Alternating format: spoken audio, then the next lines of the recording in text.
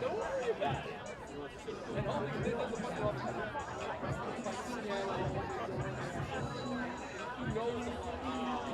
go there as well. I had some of the truck.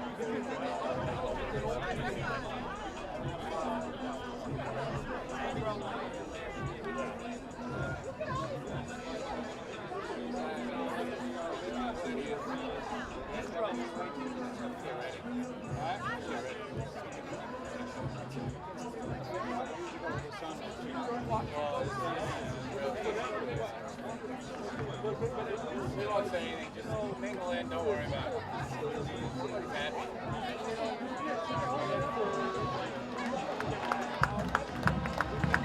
Well, I don't know if that's open today. Might be open upstairs that way. I don't know. That's open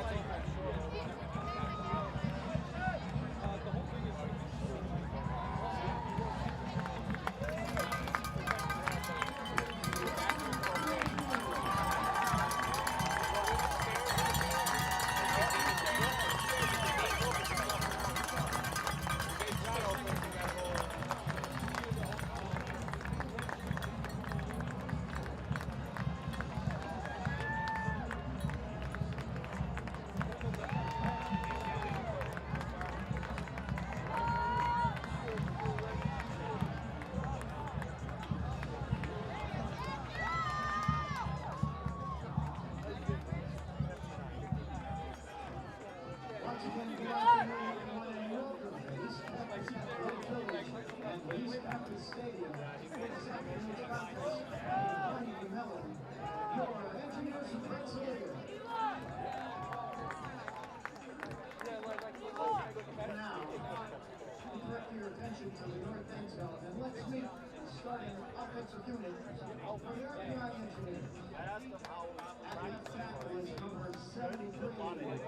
Second hooks. At left guard, number 70, Rick Denbosky. At center, number 51, Thomas Olesen. At right guard, number 62, Aiden Montero. The right tackle for the Engineers, number 68, Luke Koschel. At tight end is number 10, Shane Allison.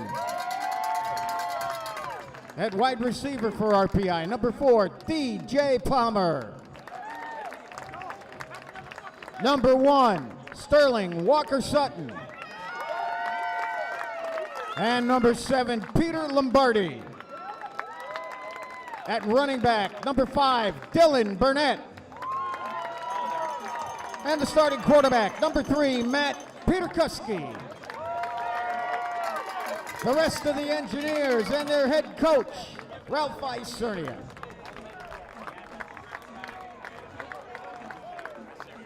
Over there, yeah. This is just going to keep causing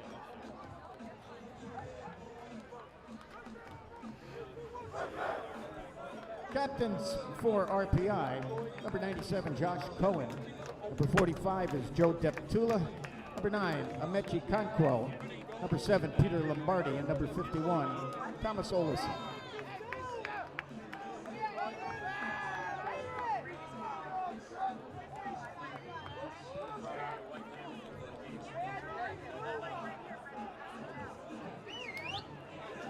Captains for Carnegie Mellon.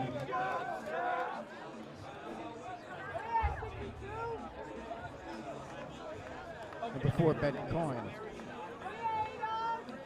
Number 8 is Robert Corey. Number 9, Thomas Corey.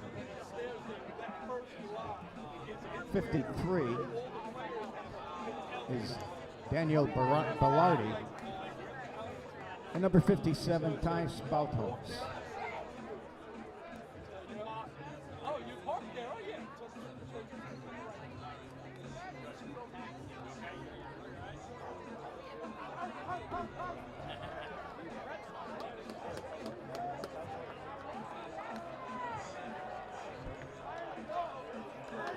Carnegie Mellon won the toss. They'll defer their choice to the second half. RPI will receive and defend the north end zone.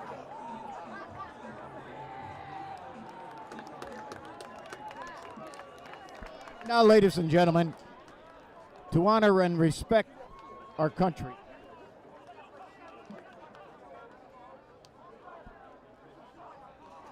and now, to honor and respect our country and the men and women who have served and continue to serve America.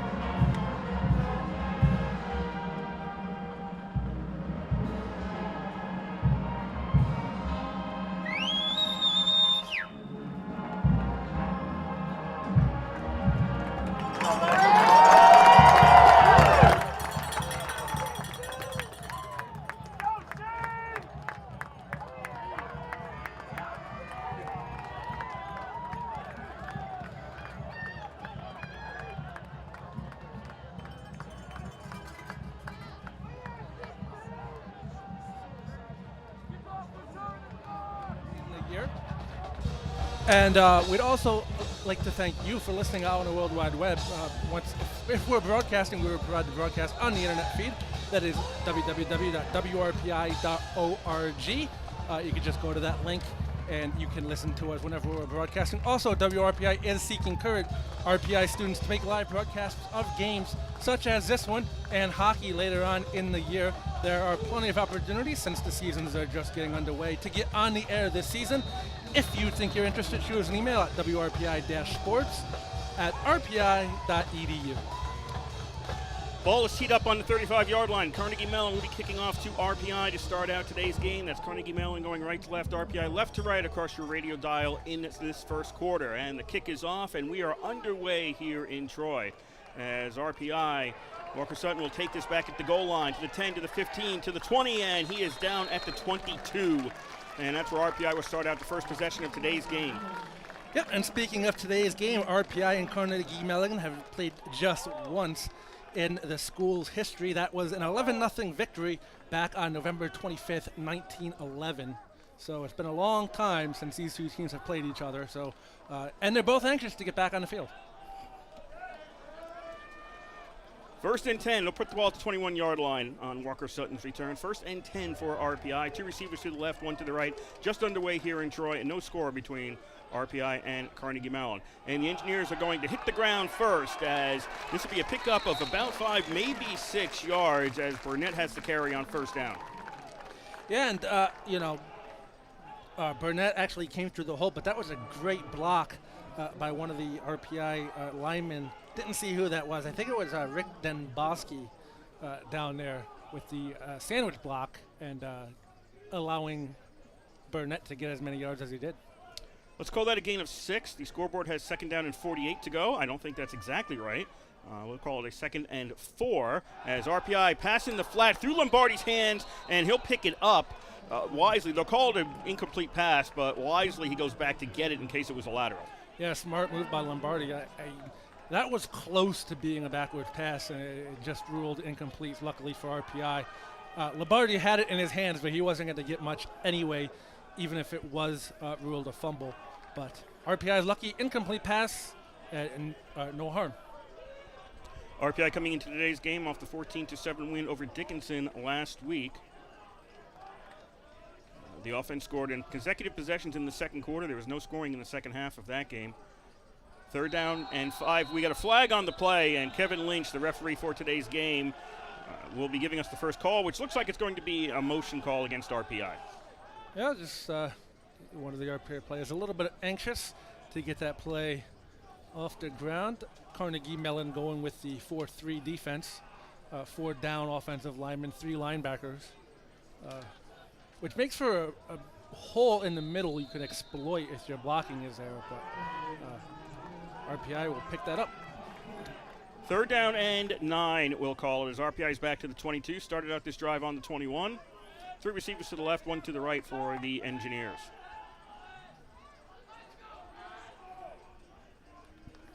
It is bright and sunny here in Troy. Very few clouds. We expect to be in sunshine for most, if not all, of today's game. Peter Kuski throws. That is complete, and that is right at the marker. Complete to Palmer. DJ Palmer catches it at the 32. Actually, they give him a yard more, and that's a first down for RPI. Yeah, and Palmer was literally right at the sidelines as that happened. So a good catch and get out of bounds, and good throw by Peter Kuski, putting it right where Palmer could catch it.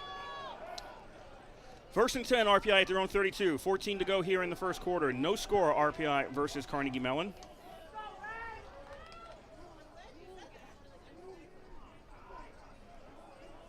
Peter Kuski looks to that's Matt Peter Kuski, the starting quarterback for RPI, looks to the sideline. RPI's going to have all the receivers bunched in close to the line right now. Burnett's the running back. He's going to take the carry. He gets hit behind the line of scrimmage, and he's going down. That was Mitchell Stokey who got in first to grab him, and that's going to be a loss of 2 for RPI. Yeah, it looks like Stokey is sort of playing the monster role while you just look at the quarterback and see what he does. And that time the blitz just got in the backfield for Carnegie Mellon, and RPI went nowhere.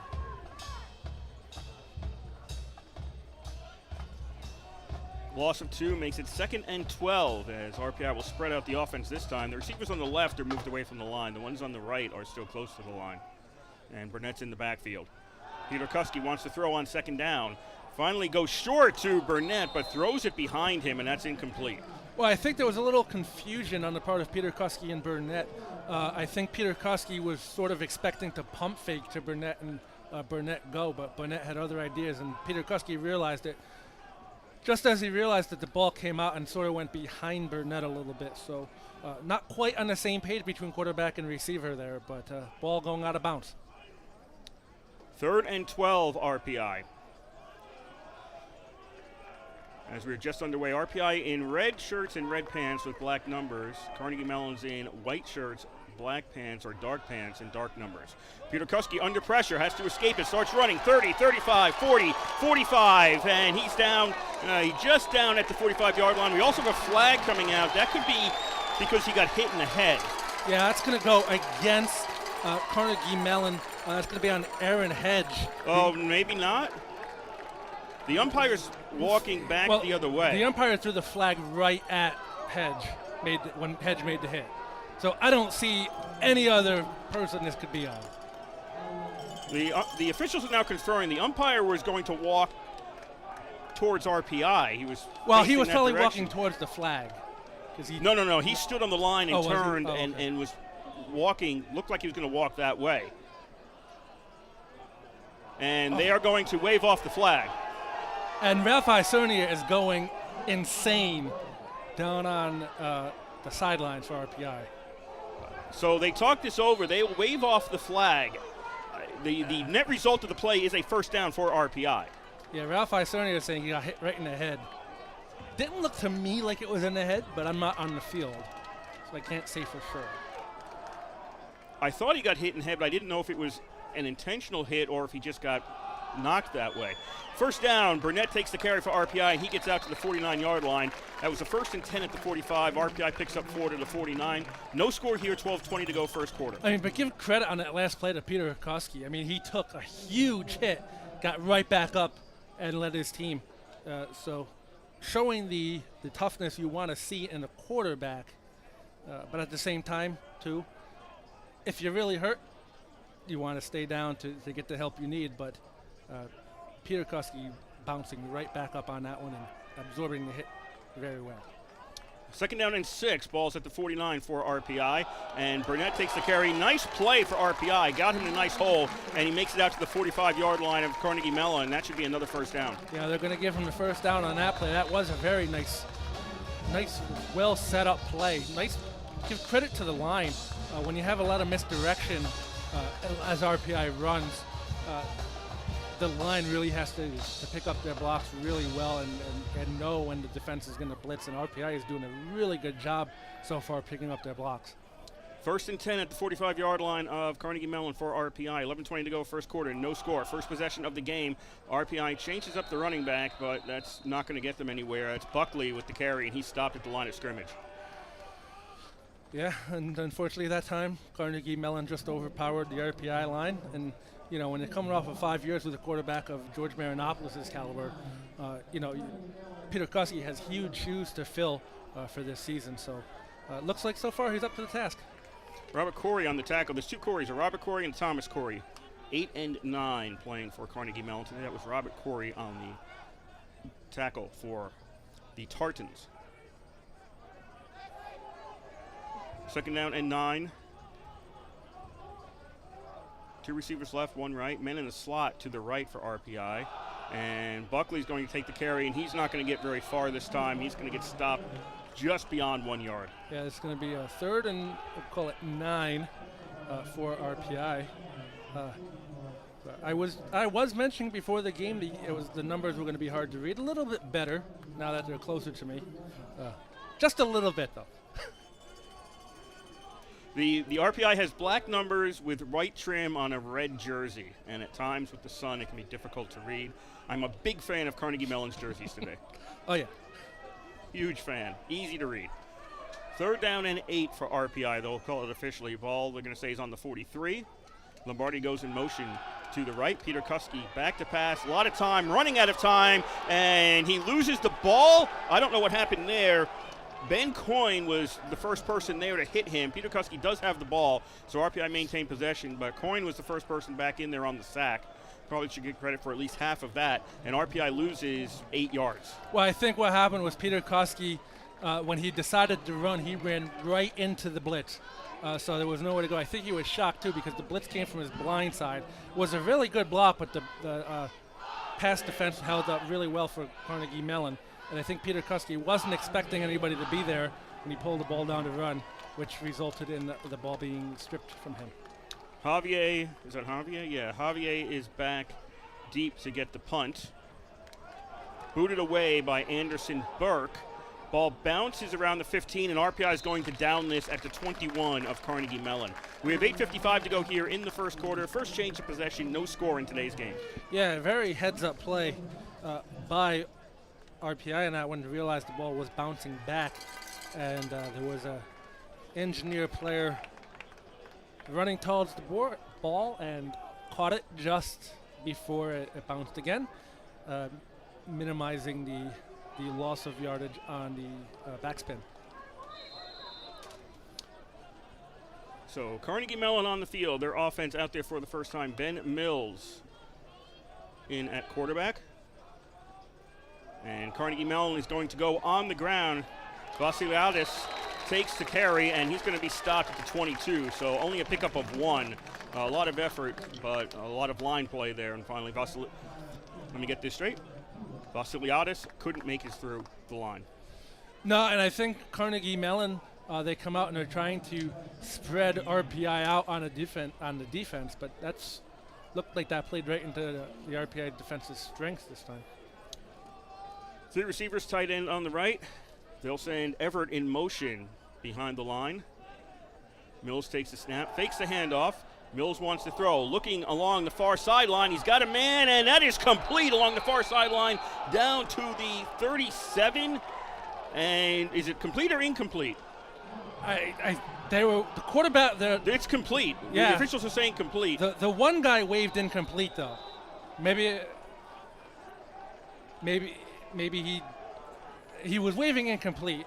There was a big ruckus, but the other official came in and called it complete. So was that Condemi, 15 on the reception? Okay. Condemi on the reception gets it down to the RPI 37-yard line. First and 10 for Carnegie Mellon. Vasiliadis takes the carry, and he's going to get stopped after a gain of 2 at the 35. We have no score here in the first quarter. Carnegie Mellon on RPI side of the field for the first time. Well, that was a very interesting blocking scheme. Carnegie Mellon had a pulling guard, and they ran right behind the guard that was pulling. So very dangerous play for Carnegie Mellon. The lead blocker has to take out the defensive tackle on that play. We have 2nd and 8 at the 37 for the Tartans. 3 receivers to the left. Vasiliadis is in the backfield. They'll fake the handoff to him. Mills throws. He's looking to the sideline, and that is caught. And Vasiliadis ended up being, wrong number. Reefer on the reception for Carnegie Mellon. That's inside the RPI 10 down to the 7. There was a lot of pushing back and forth between him and the defender, but he got free and he got the ball. Yeah, and the RPI coaching staff not happy. They wanted to be the offensive pass interference. Probably could have gone both ways. Yeah. First and goal for Carnegie Mellon at the RPI 7. 6:50 to go here in quarter number 1. No score. Mills out of the shotgun. Turns, hands off to Vasiliadis. He's going to try to run this one out, turns the corner, and he's going to dive over somebody, but he'll be out of bounds around the 5. It was too far to dive for the end zone. Yeah, I didn't think Vasiliadis was going to get anywhere on that, but he managed to get about 3 yards. Last week we saw the quarterback for Dickinson, Egbert, do a similar jump and hurt himself and ended up taking himself out of the game later on. So I'm wary of those huge jumps. Mills is going to hand off on 2nd down. A fight getting to the end zone. Bauma, is he in? No. Bauma with the carry is stopped short of the goal line at the 1. A great stop by the engineer defense, and Bauma lost his shoe. So if he had his shoe, he might have gotten in. Well, he got his shoe back on. He was over by the sideline, and they had time on the clock. It's a 40-second play clock, so they had time for him to put the shoe back on. Bauma is going to be in the quarterback position right now. Snap goes over his head. He goes back, picks it up at the 9. He'll get hit by the RPI defense at the 5, and it'll be 4th and goal at the 5 for Carnegie Mellon. Yeah, nice awareness by the engineers, realizing the snap was over Bauma's head. And at that point, they just pinned their ears back and went for it and didn't try to be fancy. And it resulted in a stop by the engineer defense. And now the field goal unit's coming out for Carnegie Mellon.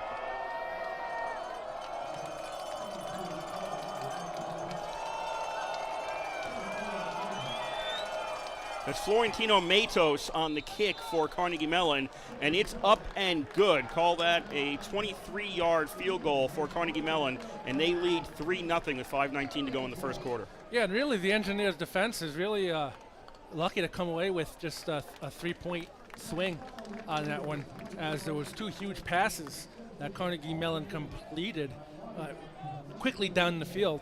Carnegie Mellon's runs, they seem to be spreading the RPI defense out a little bit, but that seemed to be playing right into the engineers' strength on defense, as the engineers aren't really doing anything fancy on the line. They're just letting Carnegie Mellon push them out, which is turning the play inside, and the linebackers are simply making the play for RPI. That's exactly, as a defensive coach, what you want to see. If you couldn't tell, I was a defensive coach, harping on the defense. 5:19 left to play in the first. 3-0 Carnegie Mellon on top. So with the offense, they're okay. Not all cracked up to be. Defense wins championships. Offense wins games. Cole Hanna on the kickoff for Carnegie Mellon. Walker Sutton retreats to the end zone, and he'll bring this one out. 5-10, and well, he comes out to about the 13, so he would have had 12 more yards had he taken a knee. Yeah, he also bobbled it a little bit too. So he's trying to bring it out, and RPI is actually kind of lucky. They got away with a block in the back on the return, but there was no call by the official.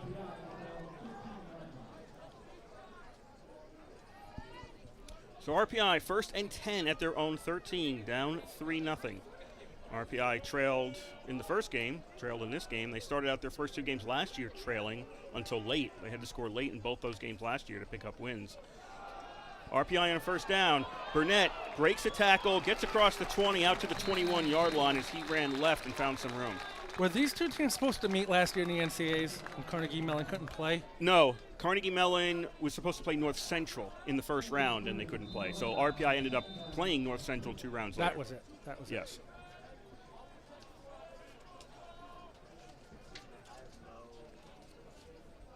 So the RPI offense today, Matt Peterkuski is the quarterback, running back Dylan Burnett. The wide receivers are Peter Lombardi, Sterling Walker-Sutton, and DJ Palmer.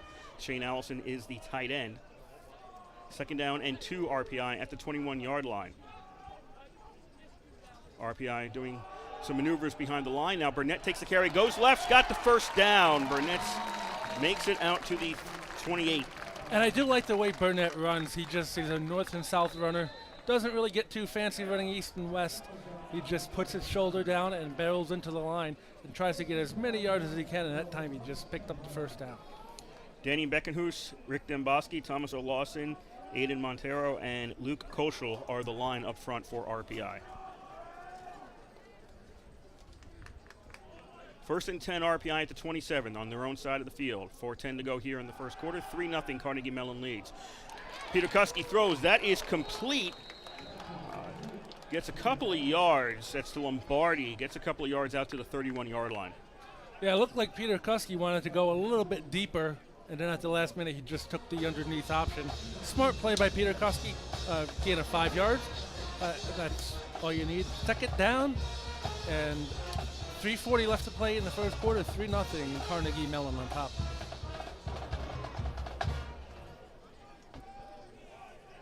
Second down and 5 for the Engineers.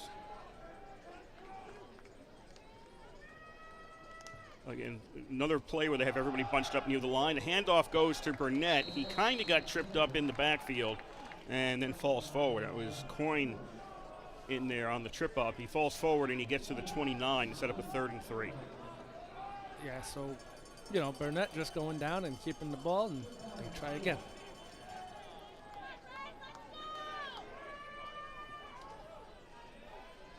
Third down and 3. Peterkuski to throw. Finds Lombardi. That is complete, and he's tackled at the 40-yard line by Young, but that's a first down for RPI. Yeah, and RPI just taking what Carnegie Mellon gives them right now. And that's, RPI will do that all day. Dylan Burnett, 85 yards on 22 attempts last week. So he's a workhorse for the Engineers down on the field.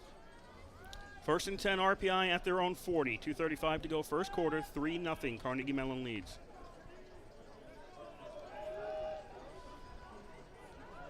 Engineers have 3 receivers to the right, 1 to the left.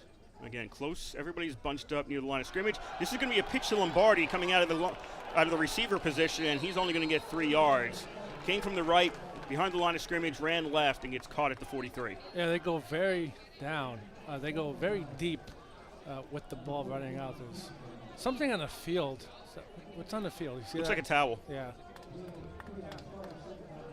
Nobody's overly worried about it. Yeah.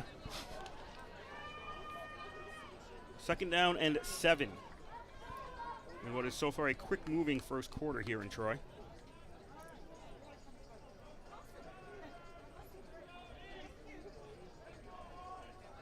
Lombardi goes in motion to the left. There'll be 2 receivers each side.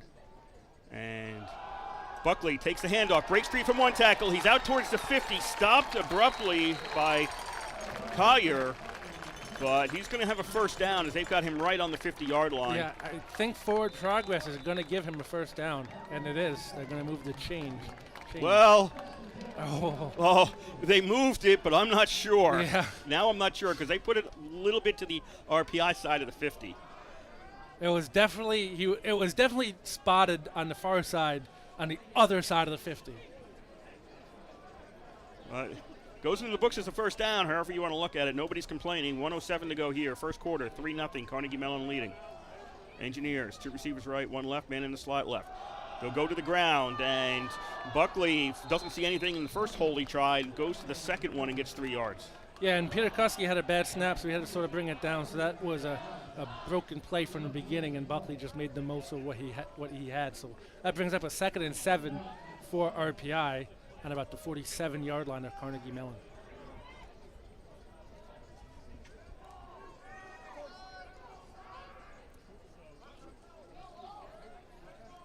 RPI looking to the sidelines for the play. Only the 3rd possession between these two teams today, as we're under half a minute to go in this first quarter. A lot of ball control. Lombardi is going to go, the only person out wide, he's out to the left. RPI on the ground, Kelly takes it, and Kelly stopped after a gain of 1 at the 46. Yeah, we're gonna get an engineer down. I heard that hit from up here. They're going to call an official timeout with 1 second left to look at the injured engineer out on the field. 3-0 Carnegie Mellon leads here in Troy as we are nearing the end of the first quarter. So on that play, it looked like the entire engineer line wanted to block Carnegie Mellon to the offense's right side, and RPI ran left. But Carnegie Mellon did a really good job sniffing that out.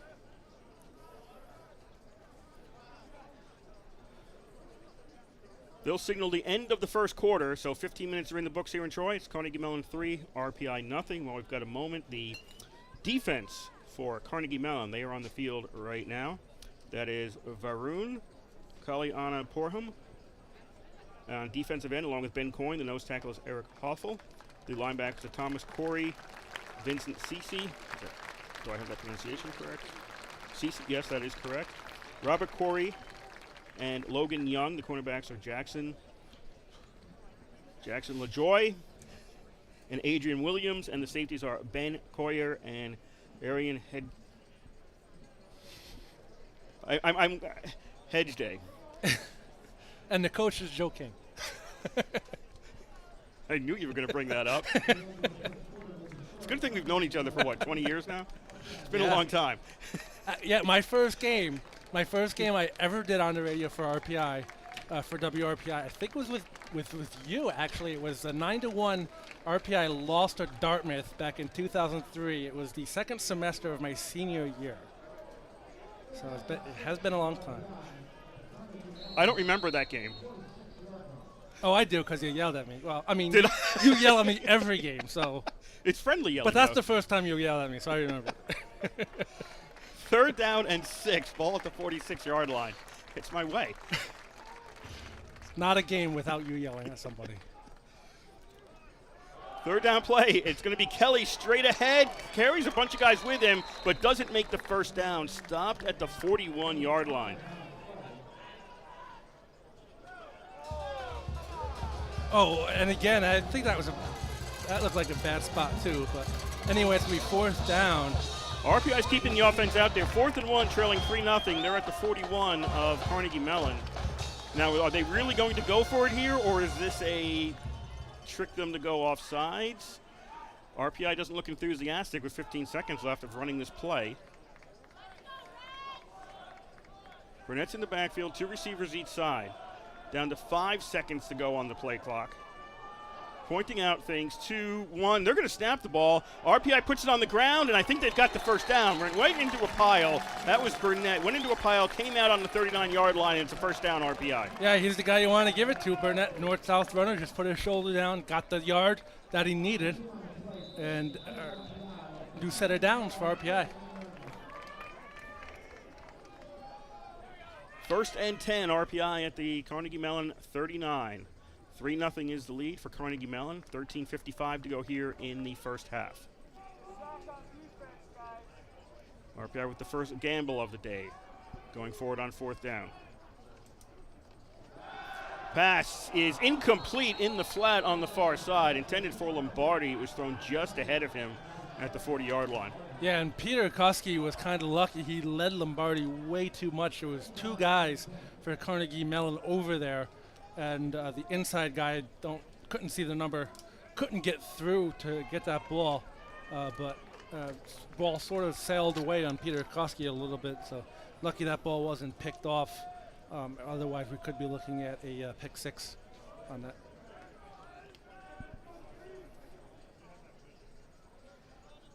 RPI bunches their receivers on the right. 2nd and 10 at the 39-yard line. Goldsmith was in motion, retreats back to the right side. Pass is complete to Burnett. He's got some blockers. He's along the sidelines and then runs out of room. He got hit and then couldn't make the turn, and he's out at the 37. Yeah, he tried to plant, couldn't do it, but it's a 3rd down. RPI will try again. So 3rd and 8 at the 37 for RPI.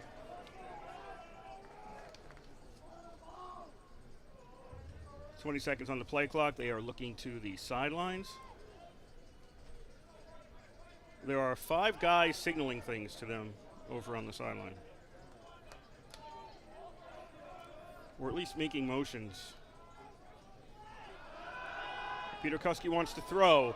Looks forward downfield and overthrows the intended receiver. Collier was the closest person there looking for the INT, but it was even beyond him. Yeah, that one floated again on Peter Koski. Dangerous throw into double coverage, and especially when it floats away on you like that. And just out of reach of Collier. Now the punt team will be coming out for RPI.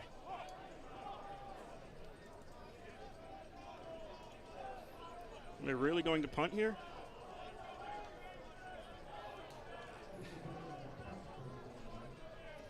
Burke is back for the kick.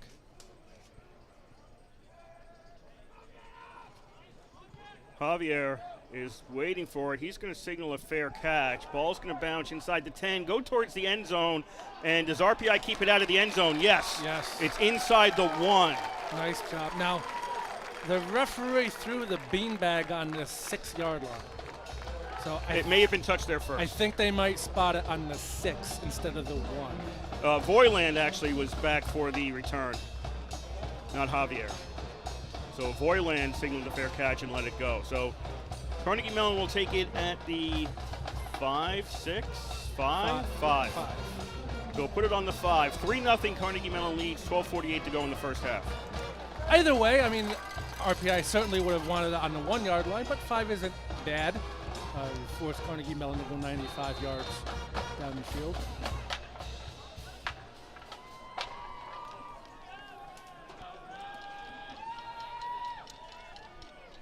So the Tartans come out on their own 5-yard line for a 1st and 10, leading 3-0, their 2nd possession of the game.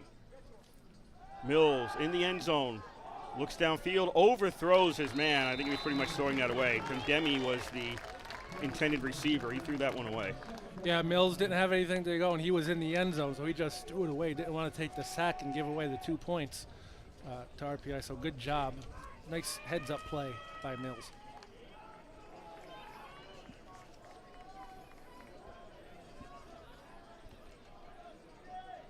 So there's Ben Mills, the quarterback for Carnegie Mellon. Trey Vasiliadis is the running back for the Tartans.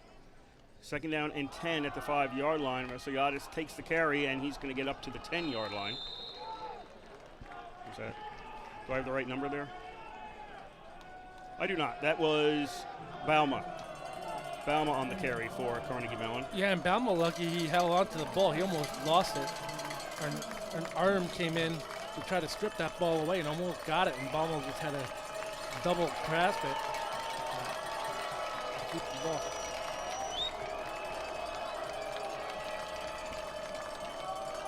Ben Condemi and Ethan Reefer are the wide receivers. The halfback's Matt Everett. The tight end is Quinn Murray for Carnegie Mellon. 3rd down and 5 at the 10-yard line. Mills looks left, throws over the middle. Is that complete? Yes, that is complete for a 1st down out around the 23-yard line to Chris Hughes. Yeah, Hughes did a good job holding on to that. It looked like he hit the ground. Well, yeah, he dove for it, Yeah. so he had a man right behind him, but he was going to be down anyway because he hit the ground. But that was a nice catch. Yeah, it was. Very nice catch. Dan Bellardi, Dustin Moss, Ty Spalholtz, Dario Walnuck, and Hunter Campbell are the line up front for Carnegie Mellon. 1st and 10 for the Tartans at the 23-yard line. 11.5 to go first half. Carnegie Mellon 3, RPI nothing. Mills hands off on 1st down, and that's going to be a gain of maybe 1 at best. And I do like the way RPI is tackling.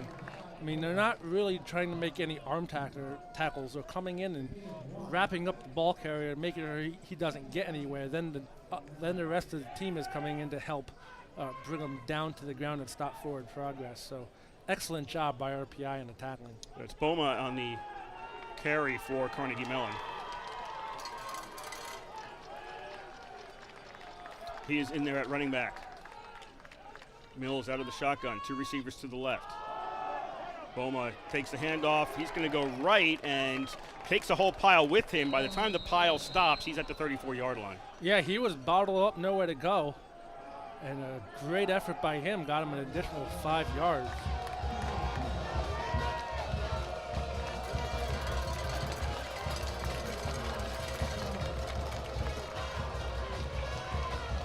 Third down and 4 for Carnegie Mellon.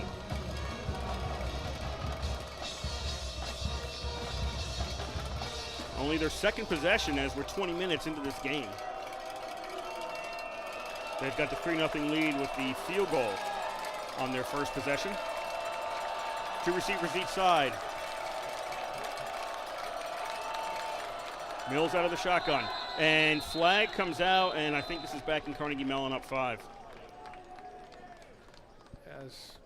This actually might be on Mills with the head fake.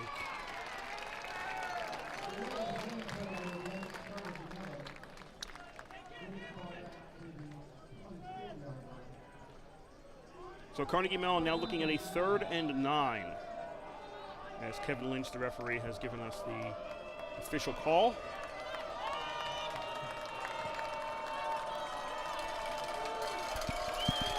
Crowd getting behind the Engineers here. Pretty good crowd here today. So 3rd and 9, and well, I thought they moved early. Not going to see a flag on that. Mills, though, is going to get sacked. Mills didn't have much of a chance. Conquo, first person there to get the sack for RPI. Yeah, great job by the Engineer. I call them defensive ends. I guess they're called edge rushers now. The terminology changed, but nice job by RPI. Really collapsed the pocket for Mills. And now Carnegie Mellon is punting deep from their own territory. They are back at their own 14. And the punt will come from the end zone. Punter is standing 1 yard deep. That is Jabe. Did that get blocked? Partially blocked. Yeah. So Jabe's punt is partially blocked, and RPI is going to get it in on Carnegie Mellon's side of the field. Where are they going to put that? They're going to put that at the 28-yard line. So good special teams by RPI gets them the ball at the Carnegie Mellon 28. 3-0 RPI trails. 8:45 to go here in the first half. So now RPI with their best field position of the day thus far. So let's see if they can at least do something with it and at least move it to get a field goal. I mean, you want the touchdown, but you're only down by 3, so you only need technically a field goal. Well, last week RPI got it inside the 20, backed themselves up with penalties, and got no points on the board. You got to think on the RPI sideline, Ralph Izerni is thinking about that. Single receivers each side, men in the slots each side. RPI goes to Burnett on the ground, gets caught from behind, and is able to claw his way to the 25 for 2. Yeah, and I think right now Carnegie Mellon has figured out the RPI offense. They're going to give it to Burnett, so they have about 2 spies to watch wherever Burnett goes to minimize his impact for the Engineer offense.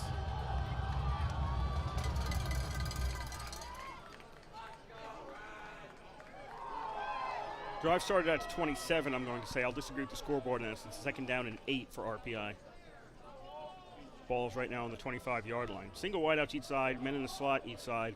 Burnett's the running back for the Engineers. Peter Kuski gives to Burnett, and he is grabbed shortly after he crosses the line of scrimmage by Thomas Corey, and he is down at the 23. Carnegie Mellon trying to say fumble, but the officials say no, he was down. Yeah, they're going to everyone whose forward progress was stopped.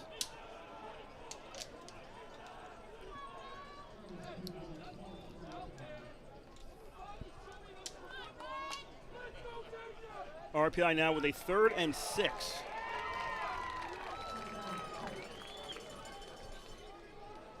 at the 23. Field goal attempt here would be 40 yards. We have not seen RPI attempt a field goal this year.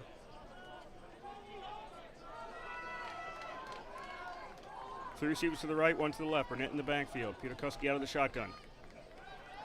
Looking left, looking right. Moving to the right now as he's running out of time. Going towards the sidelines. Now he's going to throw the ball away. It's caught out of bounds. So Peter Kuski had time, but he couldn't find anybody open. And now RPI is with a 4th and 6. Yeah, and Peter Kuski just has to throw that sooner. Either tuck it and run with it or throw it away sooner. I understand you want to try to make a play, but play was going nowhere anyway. And now you're in a 4th and 6 situation. Ball's at the 23. RPI is going for it on 4th and 6.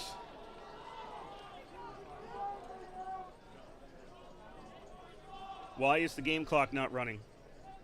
Incomplete pass. Incomplete pass. Sorry. I forgot about that. My bad. 1 second, and RPI snaps it right before the time expired. And Peter Kuski under pressure gets hit, gets away from it. Still on his feet at the 30-yard line near the sideline, throws it away, and RPI turns it over on downs. Yeah, I mean, that time Peter Kuski just needed to throw it away instead of taking the sack. I mean, either way, Carnegie Mellon was going to get the ball back, but Peter Kuski saved himself from taking a hit. So 6:53 left to play in the first. Carnegie Mellon will get the ball back on downs. RPI had a great field position and squandered it away. And now Carnegie Mellon will start on the 23-yard line. Their own 23-yard line.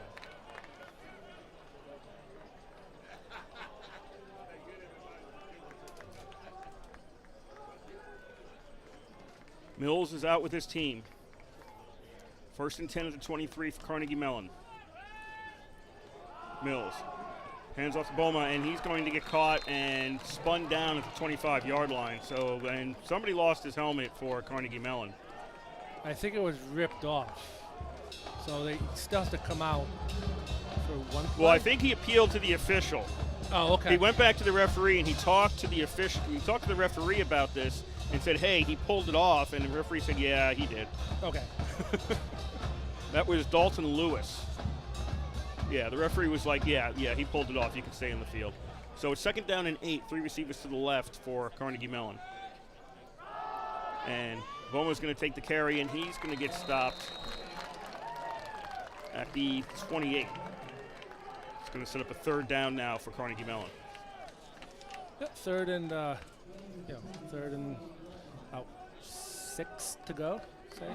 RPI's defense, Amanchi Kwankwo, Nate Sicard, and Josh Cohen up front. You've got C.J. Schumacher, Success Frederick, Joe Deptula, and Conan Norias in the middle. Cornerbacks are C.J. Lyons and Carlos Davis, and the safeties are Spencer Brockdorf and Jimmy Leblow. 3rd down and about 5 at the 28-yard line. 2 receivers each side. Bowman in the backfield. Mills throws. He's got a man open. That is caught, and that's on RPI side of the field before the tackle is made. And Carnegie Mellon gets it to Condemi. He's at the RPI 46. I didn't see who the back was over there. Davis made the tackle. Yeah, Davis made the tackle, but I think it was a blown coverage. Flag on the play. Or maybe that's why it was a blown coverage. Well, this is all the way back near the line of scrimmage. The flag's back there, not where the pass was. Yeah, that's true. So we're waiting to see what's going on there. Carnegie Mellon leads 3-0 with 5:26 to go in the first half here in Troy.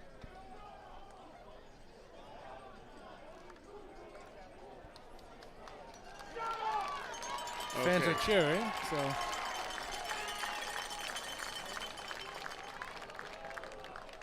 Personal foul against Carnegie Mellon. Yeah.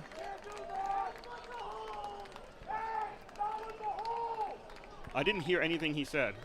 It's possible the microphone's not working. Yeah, I think the microphone is not working. But we got a personal foul against Carnegie Mellon, so that's going to bring the play back 15 yards from the spot of the foul. However, I believe it was after the play, so it's going to be first down. No, is No? it? No, they marked 15 yards from 1 yard beyond the line of scrimmage.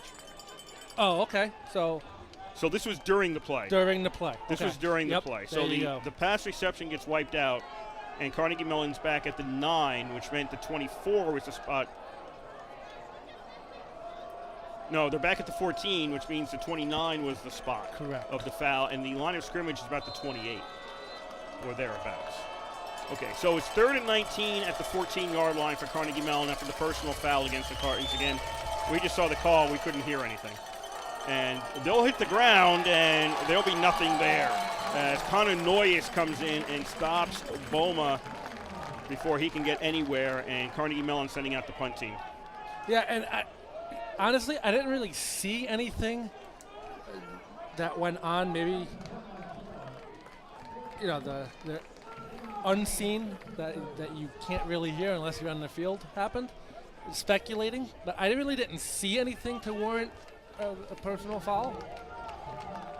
But either way, it helped RPI, and now Carnegie Mellon has to punt from their end zone again.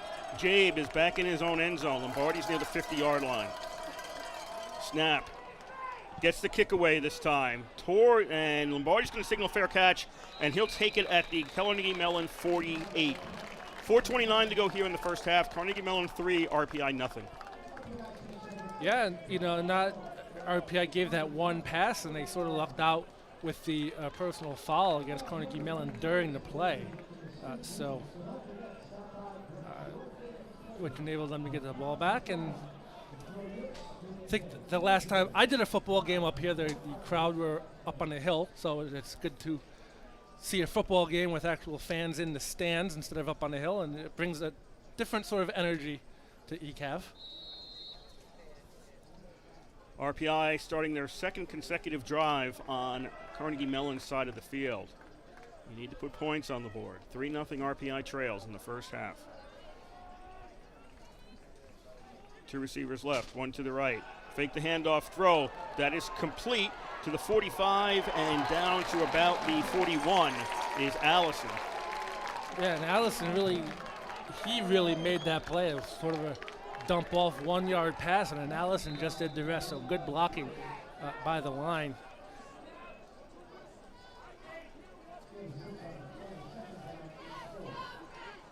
Put him at the 42. RPI picks up 6 on that play for a 2nd and 4.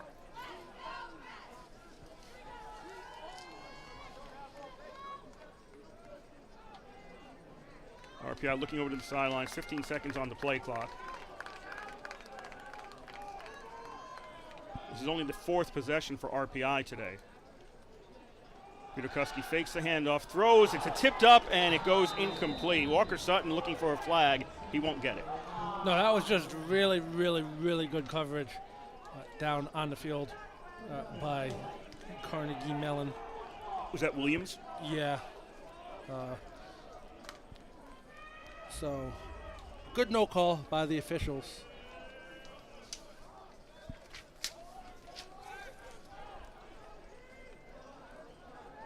Third down and 4 now for for RPI at the Carnegie Mellon 42.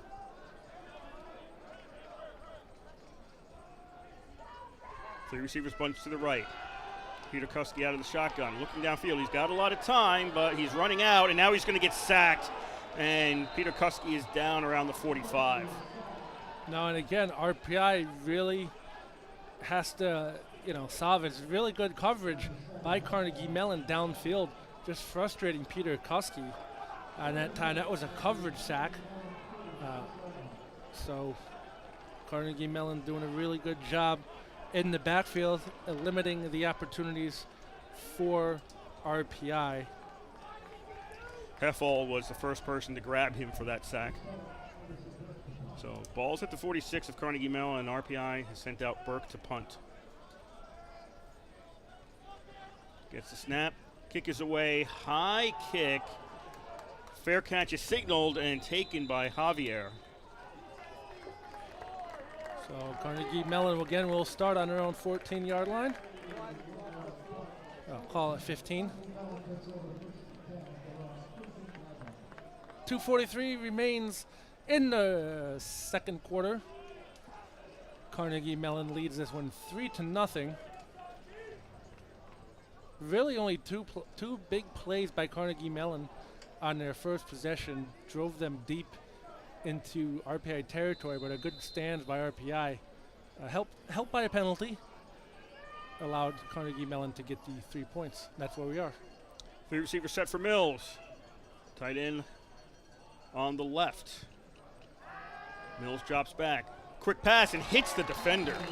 Didn't get to the... Frederick had it hit off him, didn't get to the receiver, and it goes incomplete. Yeah, I think Frederick was really covering his man, and if he was more aware, he could have had an interception. He was facing the wrong way, hit him at the back. If he was facing in the front, he might have had an unexpected pick.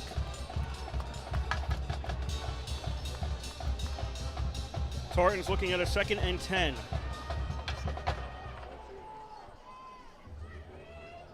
Everett's going to shift towards the backfield. Boma's going to take the carry, and we've got a flag coming out as he is tackled around the 19-yard line. I think it's going to be a hold. They signaled a hold against Carnegie Mellon. We'll see if that's actually the call, though. Yep, holding against Carnegie Mellon.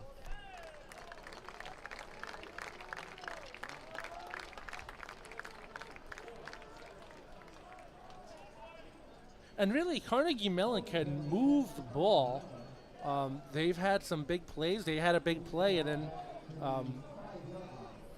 they had a penalty called, and that's what's stalling their drive right now. This one, 10-yard penalty, and now they're at the 4-yard line.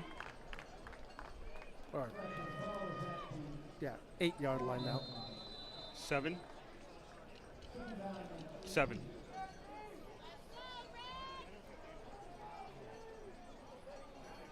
So it's 2nd and 18 for Carnegie Mellon. 2:20 to go here, first half. Carnegie Mellon 3-0 over RPI. Tartans with the ball.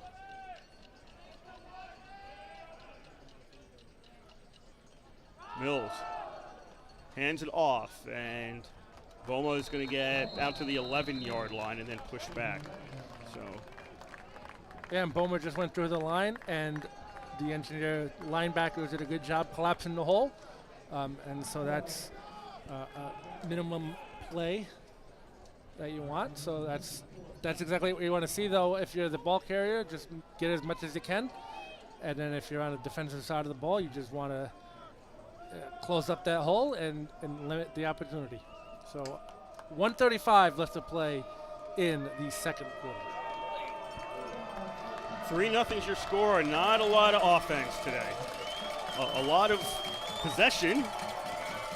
Fourth possession for Carnegie Mellon. Teams are holding the ball for a while, but not really getting very far. Boma takes the carry, breaks a couple of tackles, falls ahead to about the 17, and now he's stopped, and I think RPI just took a timeout. Yeah, so RPI just took a timeout with 1:15 to go in the half. Yeah, it brings up a 4th and 8, so the Carnegie Mellon punt team is going to come out. So a smart timeout by the engineers. They sort of forcing them to punt with the maximum amount of time left on the clock. Coach Isernier showing his clock management skills. Now,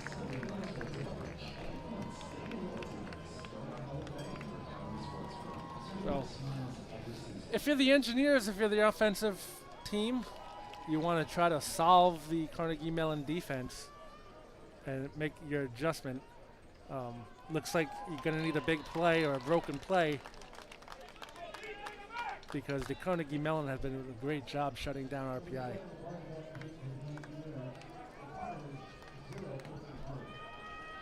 So Jabe is back to punt. He's at his 2-yard line this time.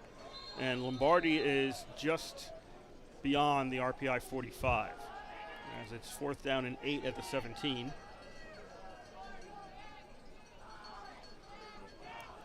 Jabe gets the ball away.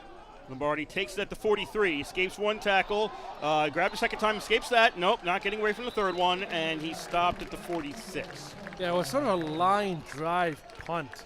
I thought Lombardi was going to call for another fair catch, but he did not. I think he thought he had more time. Yeah. He saw it was a line drive. It got to him pretty quickly, but the coverage was really good for Carnegie Mellon. Yeah. Either way, 1:05 left to play in the half. RPI will start on offense. Trailing 3-0 here in Troy. First down, Peter Kuski. Lombardi on the sidelines, and he steps out at the 50. All right, that's 4 yards. Yep.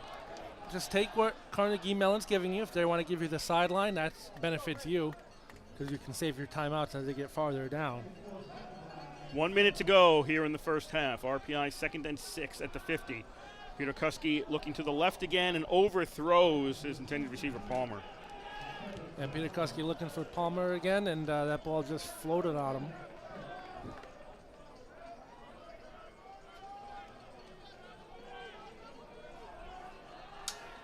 Now RPI's in the 3rd and 6 with 56 seconds left. If you don't get it here, you're punting it away. But at least, if all goes well, Carnegie Mellon's deep in their own territory.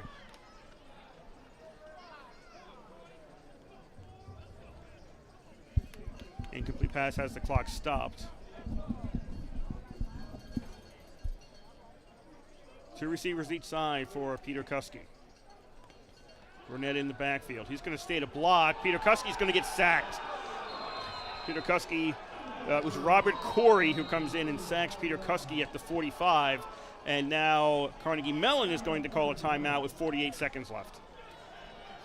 Yeah, so Carnegie Mellon's going to get the ball back for presumably a couple of plays to end the half. Ryan Larson is the head coach for Carnegie Mellon, calling that timeout, hoping that he can get his team some points here. 3-0, the Tartans lead the Engineers. Carnegie Mellon has definitely solved the Engineer offense. Now, if you're Coach Isoni, you got to go into the locker room, make your adjustments at halftime, and come out and really establish your offense in the second half. Voiland is back to return this punt. Burke kicks it away. High kick. Fair catch is signaled, and Voiland takes it at the 25-yard line. 41 seconds left in the first half. Carnegie Mellon 3, RPI nothing. Yeah, and good field position for Carnegie Mellon. At their own 25-yard line, they will start. That's their best start today. Yeah. So, and we have shown the Carnegie Mellon pass attack has, worked thus far.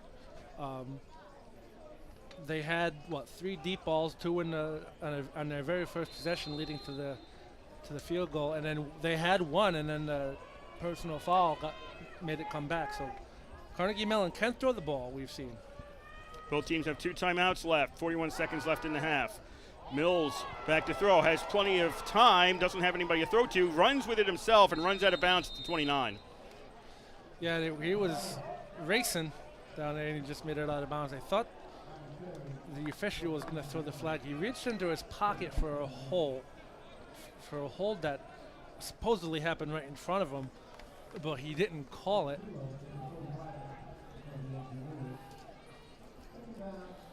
So it's going to be 2nd down and 5.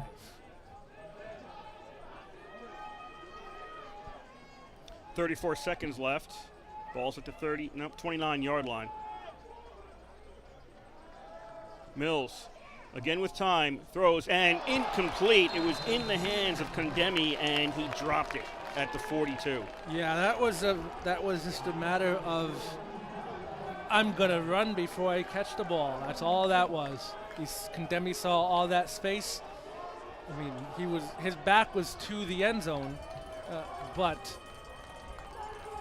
there was 2 RPI guys around him, but not for another 4 yards. So Condemi probably thought he could run with it before he caught it, and just took his eye off the ball and dropped it. 3rd and 6 now for Carnegie Mellon. 28 seconds left in the half. Mills, under pressure, throws it away. It's caught by Condemi out of bounds, but Mills had to get rid of that one, so it's incomplete with 24 seconds left, and now Carnegie Mellon is going to punt. Well, Condemi was on the RPI sideline in the middle of about 7 engineers. So he probably just wanted to show off a little bit, saying, hey, I can catch this ball. I know it's not going to go anywhere, but I'm still going to catch it anyway. 24 seconds left. Well, I mean, it's good practice.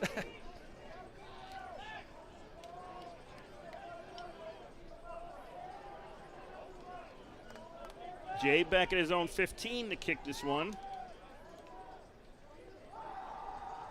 Gets it away. High kick. Lombardi takes the fair catch. Passes at the 35-yard line. Crowd's reacting because there were Tartans near him, but they didn't touch him. So it was a clean play. Yeah, it came close, though.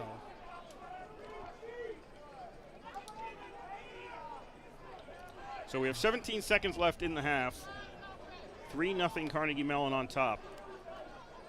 If you were with us or at the game last week, I believe there were 18 punts in that game. RPI versus Dickinson, and we are at 8 right now. And not only that, but there's been almost more possessions in the last 50 seconds than there has all game. Yes. The last 3 minutes of this half are taking longer to play than almost the first 12 minutes of the half.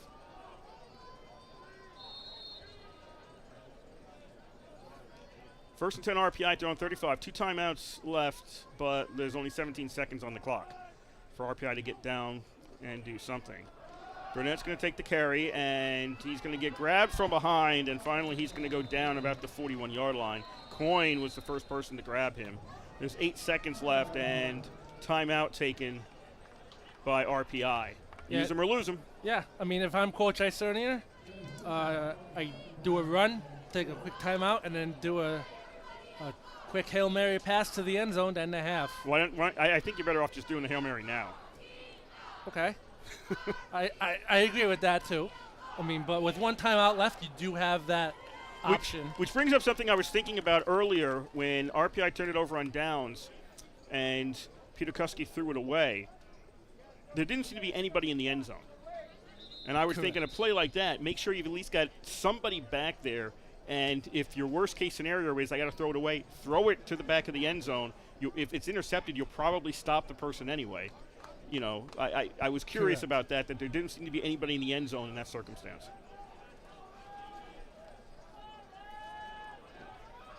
Or if you tackle the guy, it's a touchback to the 20. Right. You know, I thought there were more options there if you had just put somebody in the end zone. So it's 2nd down and 6 for RPI at their own 41. This is WRPI Troy with Engineer Football from Troy, New York. Kurt Sutton, DeGarian on the call for you. Waning moments of the first half here in Troy. RPI trailing 3-0. Pass complete to Lombardi at the 45 of Carnegie Mellon, and clock stops at 2 seconds to go. Okay, Coach Isernier was on the sideline saying Ed and Kurt are both right, so we'll go short, but we'll go to the end zone.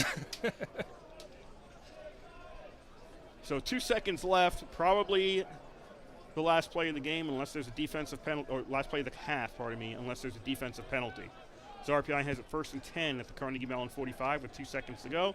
3-0, Carnegie Mellon leads. And Carnegie Mellon's only going to rush 3 guys. If they decide they want to rush, they're not even going to be down. Only one's going to be down. 4 receivers going out. 3-man rush against Peter Kuski. He's waiting. He's heaving it towards the end zone. There's about 8 guys back there, and it's batted away by the Carnegie Mellon defense, and that ends the first half. Yeah, there was 8 guys back there, but none of the RPI players were in front of the Carnegie Mellon guys. All the Carnegie Mellon guys were in front of the ball facing Peter Kuski, so RPI really had no chance on that one. But they come away with a 3-0, trailing 3-0 at the end of the first half. Really, you know, RPI came out, they controlled the ball, they started moving it after that possession, and Carnegie Mellon solved what RPI was going to do from here on out. And really, RPI didn't make any adjustments for the entire half. And then Neither side really has. Yeah, either side really has. I mean, we've seen Carnegie Mellon. They've established their passing game. We haven't seen RPI really establish their passing game, just maybe quick little 5-yard outs before that. But they really haven't established a deep game. We've seen Carnegie Mellon establish a deep game. And we know they're going to go deep. RPI knows they're going to go deep. That's how Carnegie Mellon was able to move the ball in the first half to get into field goal range for the field goal. We've seen it again. Carnegie Mellon got a 15-yard penalty and sort of shot themselves in the foot, ended the drive, and that's where we stand. We will take a break, and then we'll come back with the second half of action here from Troy. The score after one half, it's Carnegie Mellon 3 and RPI nothing, and you're listening to live coverage of Engineer Football on 91.5 FM WRPI Troy.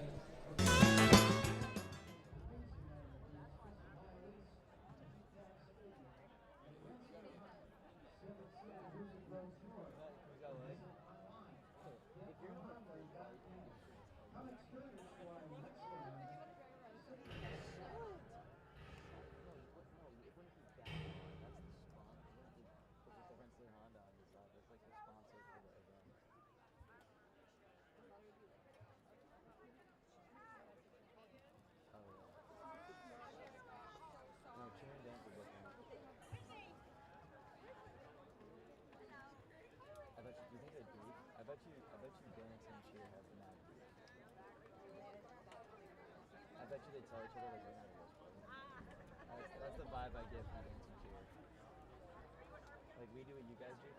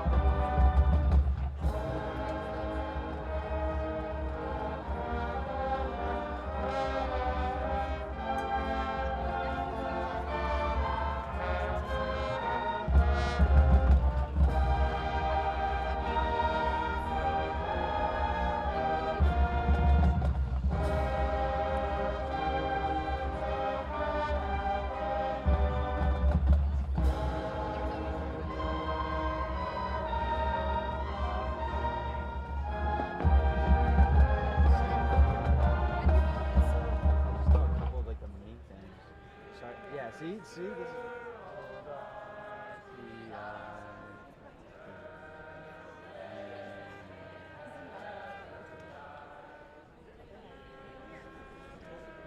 Hockey games, like all the old. This is like a thing at hockey games. All the old fans, like fans that come out there, they get up with the banjos. I swear they go in. They love this. Like their favorite part of the game.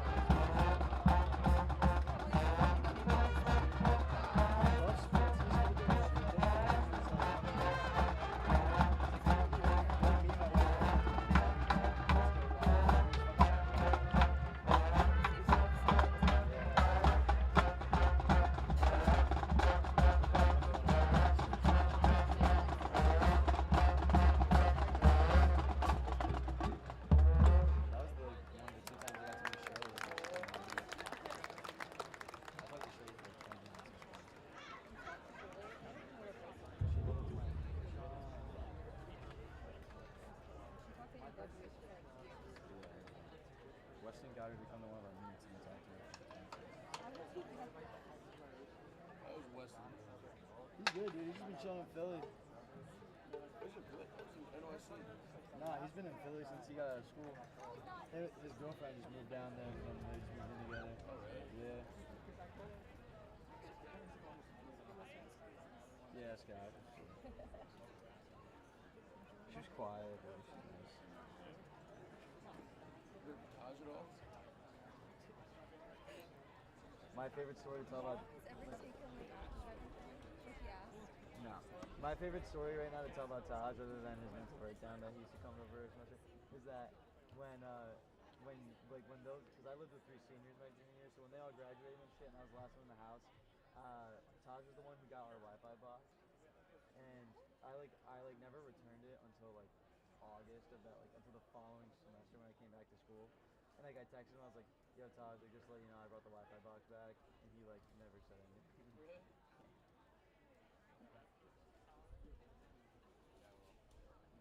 He's probably still in Cali somewhere with Nadia. Doing whatever. I hope so. He ruined his life for her, so I hope he got something out of it. She was controlling. Yeah, she's awful.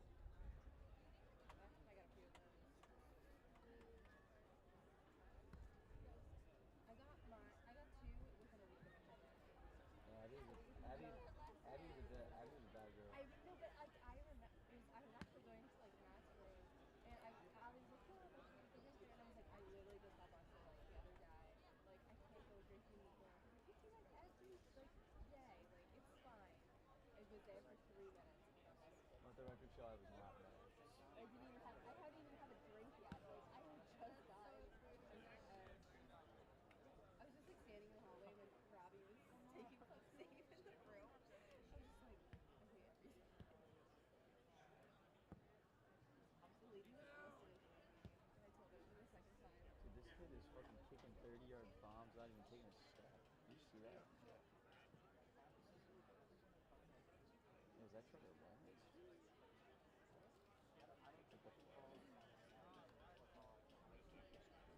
I can't wait for the Jags to be good this year.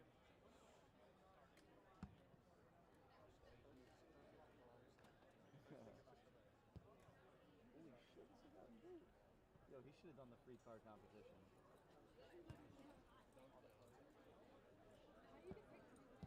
I don't know, but I want to get paid.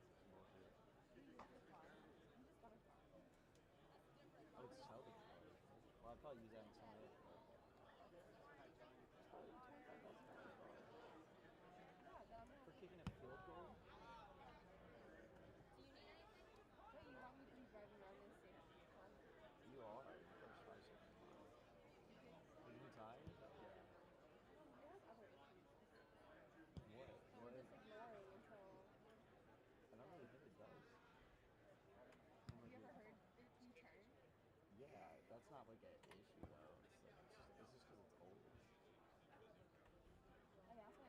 car's got like 180,000 miles on it. 190.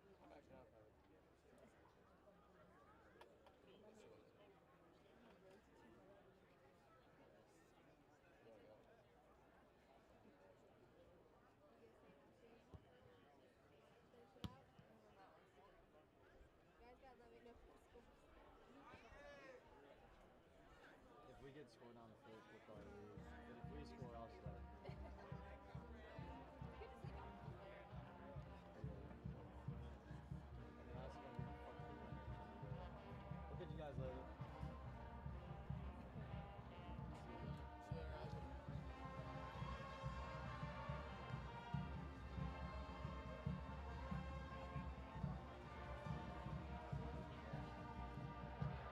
See you later.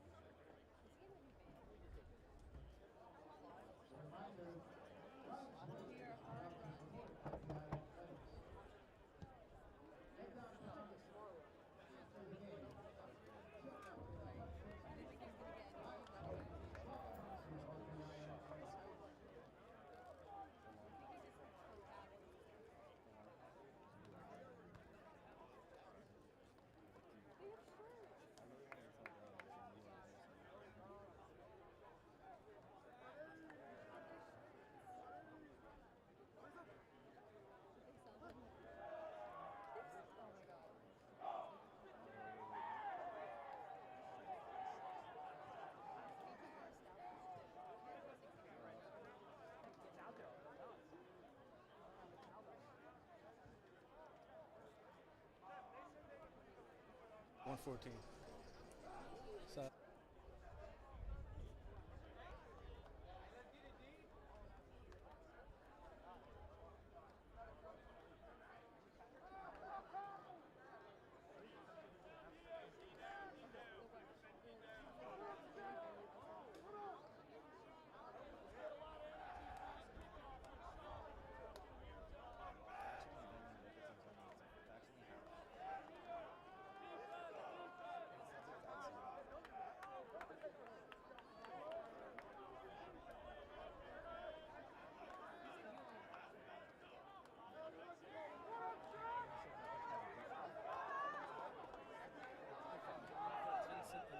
Western. They're just outside of the rankings. RPI comes in number 22, while Carnegie Mellon was listed the first team under other receiver votes. So, pretty good squad.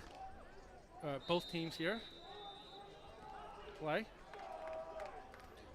And RPI getting ready to boot this ball away. Yeah, 14-7. I just looked it up. You know, I got confused over who the head coach was. You got to double check these things. Ball is going to be taken at the goal line by Carnegie Mellon to the 5, to the 10, 15, 20, 19. Let's call that the 19 on the kick return. Yeah. That was Reefer bringing it back for Carnegie Mellon. So Carnegie Mellon will start near the 20, 19, 20-yard line, somewhere around there. 3-0 Carnegie Mellon leads here in the start of the third quarter. Yeah, and we'd like to thank the Rensselaer Union, which provides the funding for WRPI and all club-related activity of the Institute, including WRPI's coverage of RPI men's and women's ice hockey, football, and baseball.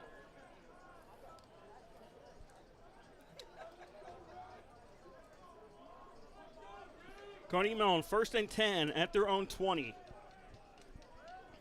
They'll put a man in motion and go to the ground, and that's going to be Boma getting out to the about 24-yard line for a pickup of 4 on the right side. And also, we have to make an announcement. Well, we don't have to make an announcement, but I am making an announcement. You go do that. WRPI is seeking RPI students to make live calls of games such as this one here between RPI and Carnegie Mellon. There are opportunities this season to get on the air for football, men's and women's hockey, and baseball later on in the year. 2nd down and 10, pass, that is complete. This will be a first down on the far sidelines as Everett got the pass in the run, gets out to the 32, goes out of bounds, and it's a first down for Carnegie Mellon. Yeah, really nice job by Carnegie Mellon establishing the passing game and getting a man free to get the first down. Didn't have to go deep, but they got enough for the first down. 14-10 remaining. If you're interested in making live actions of the calls, shoot us an email at wrpi-sports@rpi.edu.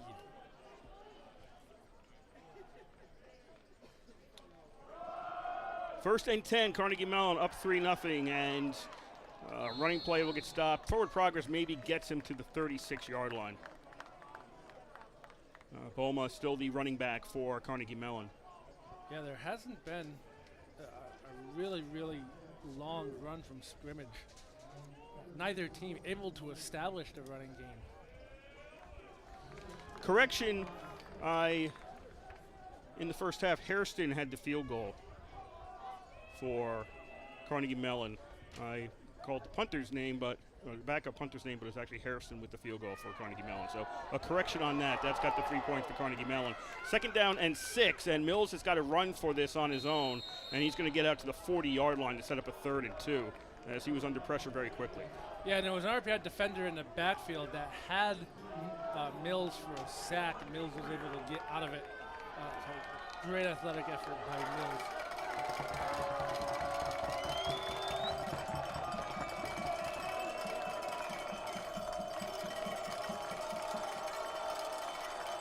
Third down and 2 at the 40-yard line for Carnegie Mellon.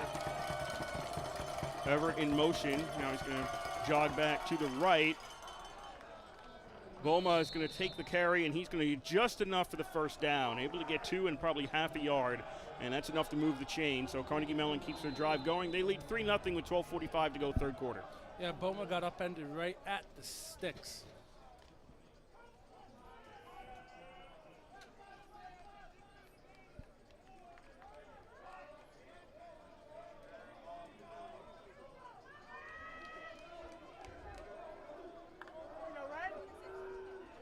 So Boma came into this, and we're going to get a flag on the play as the receiver on the far side, that's Javier, decided to run downfield before the snap. Yeah, when you're that far from the line of scrimmage, you're looking at the ball. I don't know what Javier was thinking. That'll be a -5 for Carnegie Mellon. I was going to say, Boma came in with a net 40 rushing into this half. Vasiliadis had 5, and then Mills was a -2, and the team was a -5. That's the rushing for Carnegie Mellon. So 1st and 15 for the Tartans. Mills dishes it up, and that's incomplete, closer to being intercepted than anything else. Voiland was the intended receiver. Yeah, I think Mills wanted to go opposite of Voiland because Voiland wasn't even looking for the ball. He was looking over the wrong shoulder. I think Voiland expected Mills to throw that in the middle of the field. Instead, Mills threw it up to the sidelines. So not on the same page there between quarterback and receiver, but incomplete pass, no harm done. The ball was not intercepted. 2nd and 15 for Carnegie Mellon back at their own 38.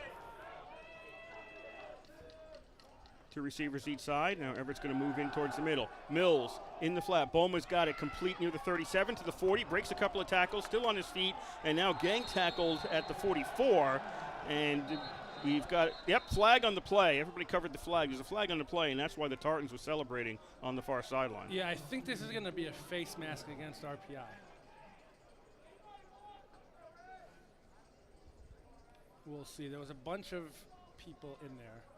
Yep. RPI is getting called for a face mask at the 44. So it would have been 3rd and 9. Instead, it's an automatic 1st down and tack on 15 yards, and the ball goes to the RPI 41-yard line. Yep. Oh.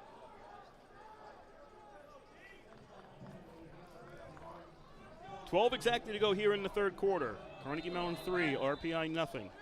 1st and 10 for the Tartans at the RPI 41. Mills looking right, and the ball's up in the air, tipped and falls incomplete.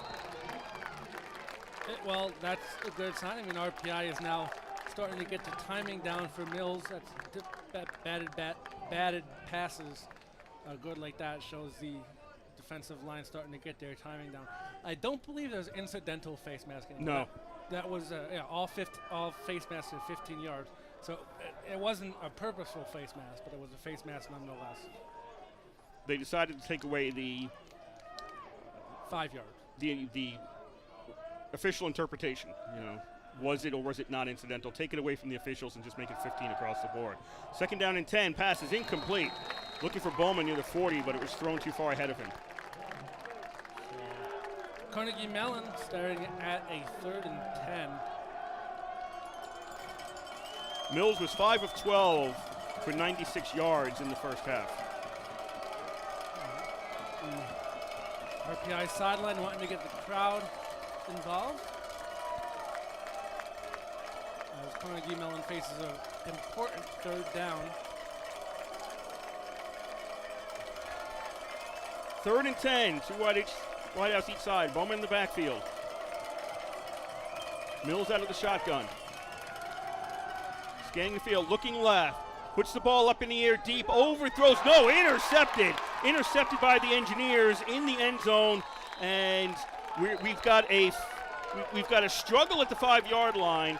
The interception, the Engineers have the ball. That was intercepted by Davis, and he took a knee in the end zone. That'll be a touchback. They're signaling that now.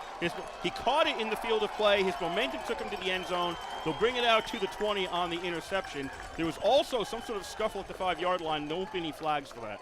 Yeah, I don't know what Davis was thinking, though. He clearly caught the ball, and he should have taken a knee right then and there. Instead, he decided to juke out a Carnegie Mellon guy from a tackle and then take a knee. So, I don't know.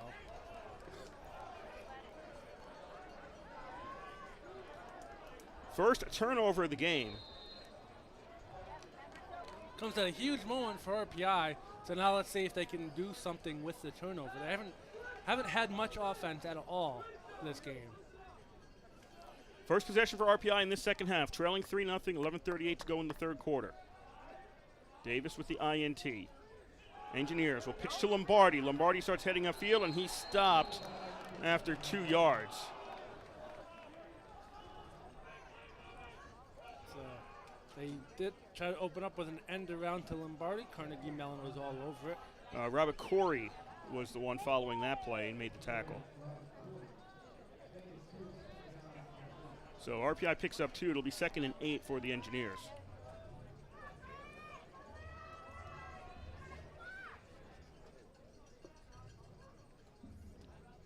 Again, Lombardi goes in motion. Now he'll head back to the right. Peter Kuski fakes the handoff, running out of time, throws. That is complete, and Palmer's got it. Runs out of bounds near the 45, and it'll be a first down for RPI. There we go for RPI. I think that's actually the deepest pass that they've gotten off today, the longest pass from scrimmage. And it results in the first down. RPI has to do a little bit more of that to move the ball against Carnegie Mellon. So Carnegie Mellon's all over the run. They have 10 guys in the box.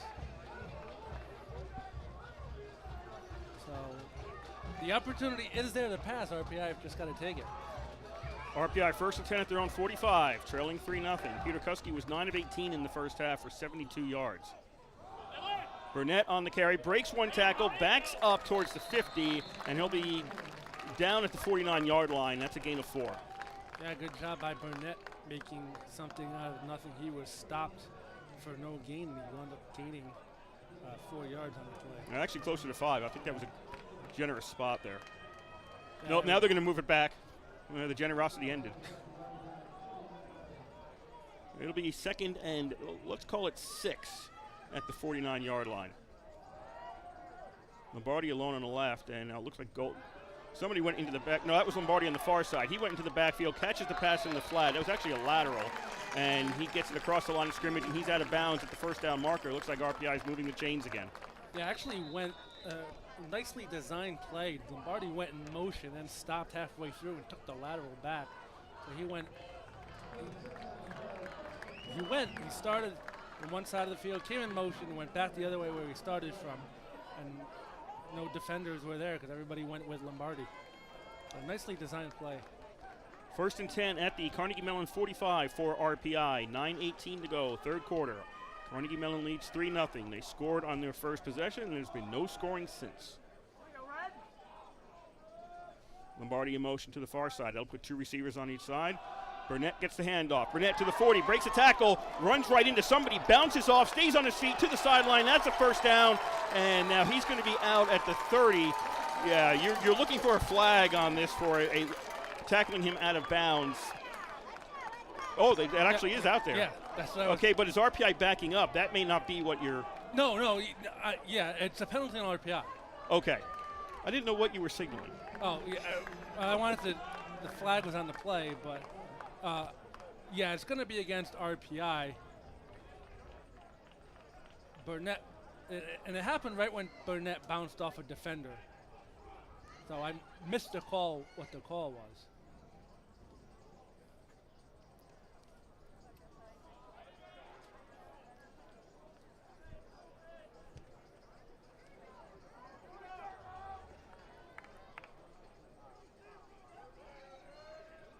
Must have been It's got to be a personal foul. Got to be a personal. Yeah, because it's a spot foul, 15 yards from the spot.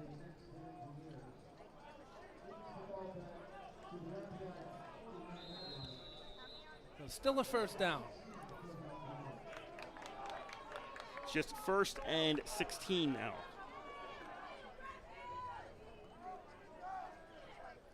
Scoreboard finally changes to show that it's first down. So 1st and 16, RPI's on their own 49 at this point. 8:40 to go, 3rd quarter, 3-0 Carnegie Mellon leads. And Buckley is in the game, and Buckley is not going to find any running room there. He just ran into Coyne and stopped. Yeah, again, RPI was moving the ball, and a penalty stopped the momentum. We saw that for Carnegie Mellon. It is getting a little chippy down there as we see a lot of extracurriculars going on after the play. So officials trying to do a good job to keep it in control with the flags. RPI now with a 2nd and 16, 8 to go, 3rd quarter.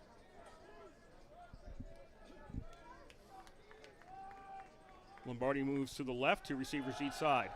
Peter Kuski throws this one short. Buckley, 50. No, he's not going to get to the 45-yard line. He's going to get pushed back before he can get there. Williams on the tackle for Carnegie Mellon. That makes it 3rd and 12. The RPI trying to do these little swing passes in the backfield and have the receiver start with a head of speed. But Carnegie Mellon doing a good job sniffing it out and preventing RPI from going anywhere. So Buckley's the running back, 3 receivers left, 1 right for RPI. 3rd and 12 at the Carnegie Mellon 47. Now Buckley's going to go out to the left. Peter Kuski, pump fake, under pressure. Peter Kuski running for his life, and he's going to go down. I think he went down before he threw the ball, yes.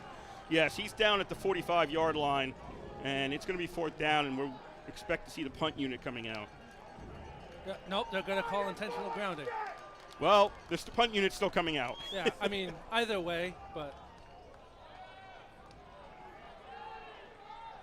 now the punt is going to be a little bit longer.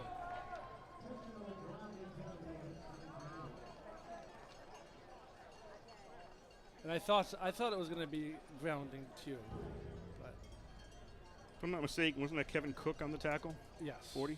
All right. So it's loss of down and spot, which was also where he would have been tackled. So there's not much of a difference here. 4th and 20, and RPI is going to send out Burke to punt. Yes. End over end kick. Javier signals a fair catch. He gets hit by his own man. That's not a penalty. And Carnegie Mellon has the ball, looks like at their own 23. We have 7 minutes exactly to go here in the 3rd quarter, and it's still Carnegie Mellon 3, RPI nothing. So again, penalties are killing drives for both teams. We saw it with Carnegie Mellon. They were moving the ball fine, completed like a 20-yard pass. During the play, a personal foul happened, lost all momentum. We've seen almost the exact same scenario happen to RPI. So the Tartans come out, 1st and 10 at their own 23. Again, in white uniform, white shirts, dark pants with dark colors and a white helmet. Dark colors for the numbers and a white helmet. Throw by Mills is really not to anybody. Condemi was the intended target, but he was about 5 yards further downfield. Well, yeah, I think the play was designed for Condemi to come back to the ball, but Condemi slipped.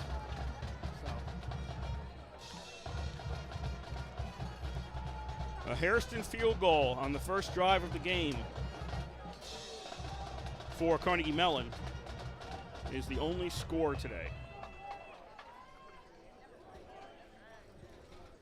2nd and 10 at the 23.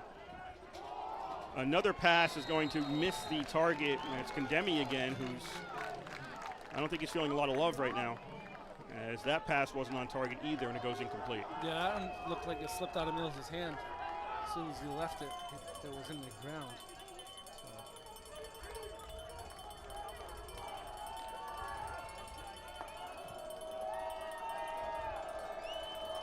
That sets up a 3rd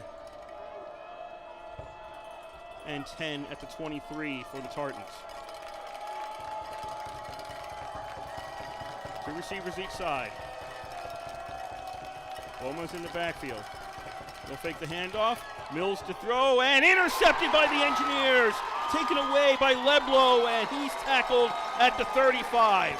Yeah, and that was we got a flag though. There's a flag in the backfield. So we'll see before, but that was a good play by Leblow. You know that was going to be, that was a bad pass by Mills. Sort of rushed into traffic. So it's holding against Carnegie Mellon. That's declined. RPI gets the INT. So Leblow on the INT, and Everett had the tackle, I believe. Yes. Which was a good tackle. Yeah, no, it was, otherwise Leblow still could have been running.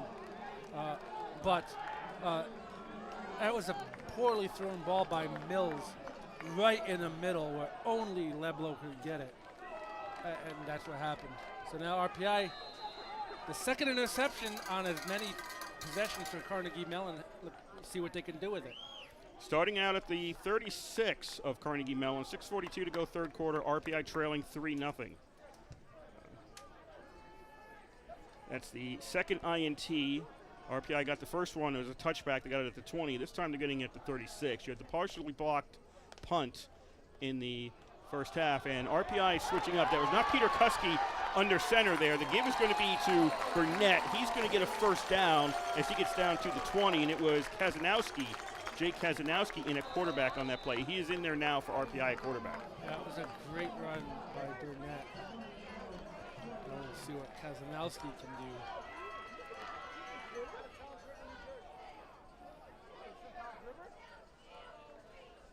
I don't think this is a permanent thing because Peter Kuski's on the sideline with his helmet on. So I think this just may be switching it up and getting a more mobile quarterback in there for some plays.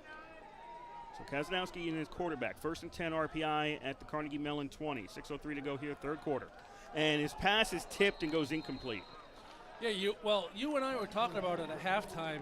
Is at least for the time I started, doing football. RPI really hasn't changed their offense up. You had a guy like Marinopolis for half a decade since they've been running it. He was a mobile quarterback when he had to be. Peter Kuski not really as mobile as Marinopolis was. Now, see what Kazanowski can do. We do have a Carnegie Mellon player down on the field. That is Williams for Carnegie Mellon, who is right now being looked at by the training staff. So we have a official timeout here in Troy. 6 minutes to go in the third quarter. Carnegie Mellon 3, RPI nothing. So and RPI, they Burnett with the run around. He had a long run from scrimmage. That's what RPI has to do. Get the long runs. Opening up your running game will open up your passing game, and vice versa. So RPI just has to find that magic. They haven't found it yet with 6 minutes to go in the third quarter. But the good news for RPI is they're only down 3-0 to Carnegie Mellon. So. Out-of-town scores in the fourth. St. Lawrence leads Norwich 30-19. That's late in the fourth. Starting in the second, there must be more recent scores than this, but Hobart and Morrisville State, no score. Brockport, Ithaca 17, Brockport nothing at the half. And don't have a Union Worcester State score, and Rochester at Alfred State, that is a 6 o'clock start. Let's see if we can pull up live stats for that Union game.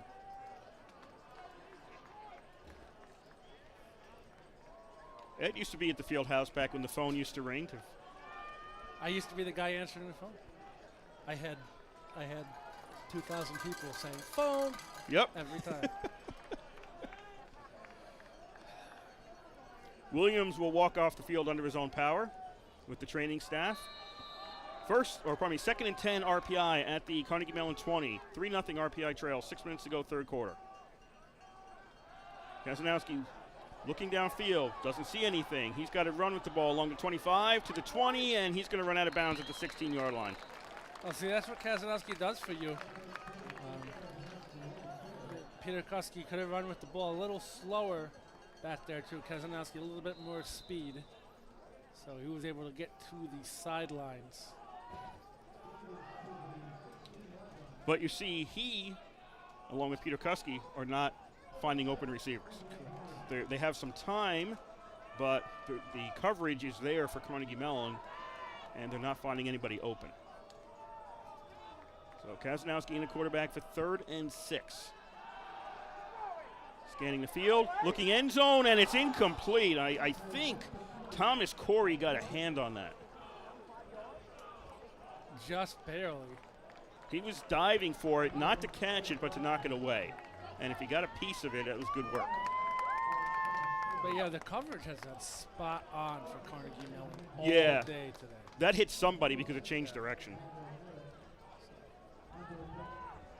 So RPI is going to try a field goal. This is a 33-yard attempt by Merrick. Lombardi the hold on the far hash mark. Snap, the spot, the kick is blocked.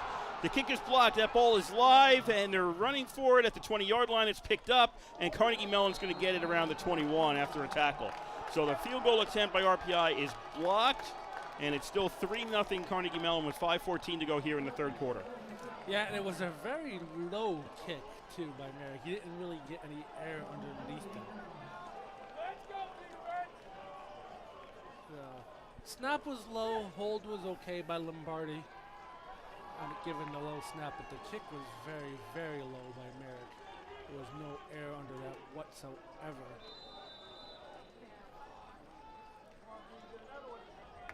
So Carnegie Mellon takes over at the 21 on their side of the field. RPI got the ball at the Carnegie Mellon 36 and did not get any points out of it, and they still trail Carnegie Mellon 3-0. Boma gets the handoff on first down, and he's just followed along and finally tackled. Yeah, and you know, it seems like when Carnegie Mellon strings out RPI in the runs, RPI is up to the task. So. Katinas on the tackle for RPI. Oh, to update you, the Union game, that early third quarter, 61 for Union, 7 for Worcester State. So let's say Union's going to win that one. Boma picks up 2 on the play, 2nd down and 8. He gets the handoff again, goes into a huge pile at the 25-yard line and doesn't come out of that. So that'll be now 3rd and about 6 for the Tartans.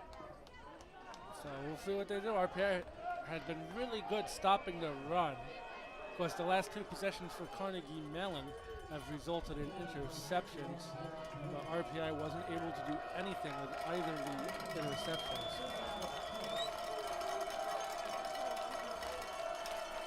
Third down and 6.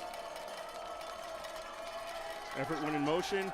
Mills to throw. Does he have a man? He does. That should be a first down as the pass was caught by Condemi at about the 32-yard line, and that'll be enough for a first down. So 3:55 remaining in the third quarter. 3-0 Carnegie Mellon on top of RPI in a very offensive struggle, I guess you could say. Well, the offenses are struggling. That's a better way to put it, yes. Yeah. I mean, we saw this last week, RPI versus Dickinson. That was 14-7, but that was a tip ball that was caught for a touchdown pass, and a snap goes past Mills, and Boma is going to cover it back at the 12-yard line. I was saying last week was a tipped pass on the second play from scrimmage that was the touchdown for Dickinson, and then RPI had 2 good drives in a row, and that was it. Every other drive just didn't go anywhere. And RPI hasn't had a 2-minute spurt where they scored anything thus far. So the bad snap that goes past Mills puts the ball back at the 18-yard line. And it'll be 2nd down and 24, and almost had trouble with that snap. Boma takes the handoff, and he's going to get tripped up. That was C.J. Lyons on the tackle and stops him at the line of scrimmage to make it 3rd and long. It almost looked like it was a direct snap to Boma. It would have been probably better off being a direct snap to Boma. But Mills stuck his hand out in the play.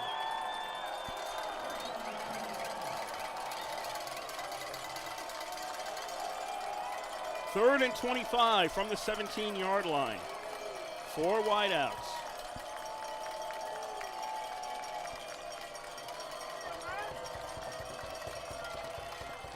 Mills takes the snap. He's going to run with it himself. That was designed, and he is bear hugged and brought down. And at the 20-yard line, he was never going to get close to the first down. Yeah, why risk it? You had a couple bad snaps in a row. Your last 2 possessions ended in an interception, so why risk it? Just take the punt. The punter has been okay so far. He's been good at flipping the field for Carnegie Mellon. So just take your chances on the punt, and your defense has been excellent against RPI's offense. Blake Terizzi on the tackle for RPI. Jabe is back at his 5 for the punt. Gets the snap, gets it away. Lombardi has to retreat some for this. Doesn't call for the fair catch, and he's out of bounds near the 39. 1:10 to go here, third quarter. 3-0, Carnegie Mellon leads. Yeah, and that was dangerous for Lombardi too. He was sort of running the opposite direction as the punt kept drifting back. So Lombardi's actually kind of lucky he caught that on the run. So again, RPI gets another chance. RPI has definitely had better field position to start drives in this game.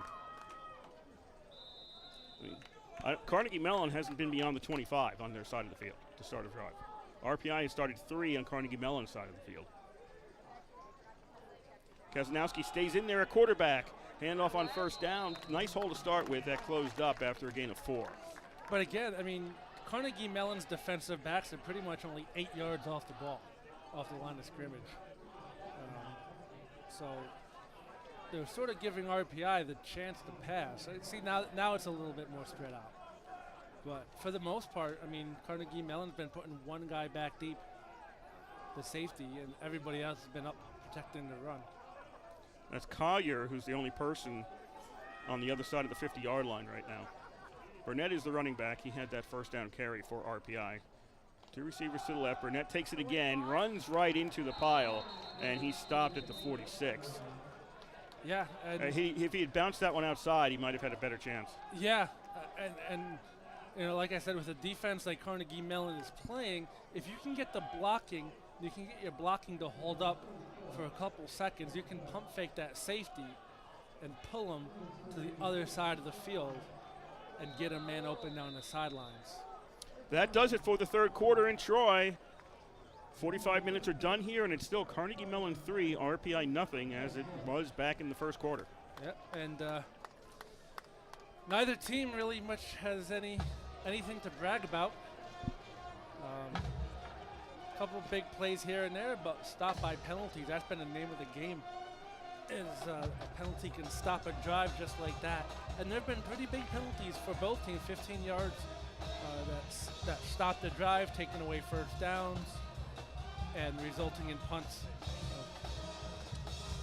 I don't know. This is Coach Isernia, you're down there talking to your team right now and say, "Hey guys, we're better than this. Let's go out and show it." I think Carnegie Mellon's coach is saying the same thing. Absolutely.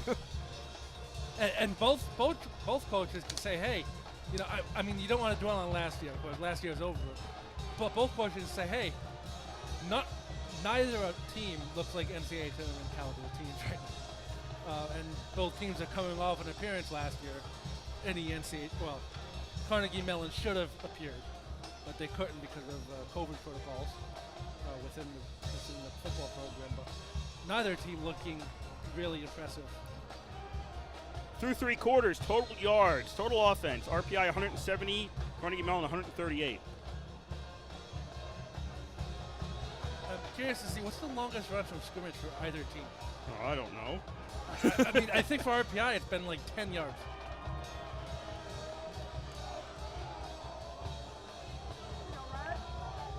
Burnett leads with 79 yards rushing today, So, both teams. Yeah. So that shows you.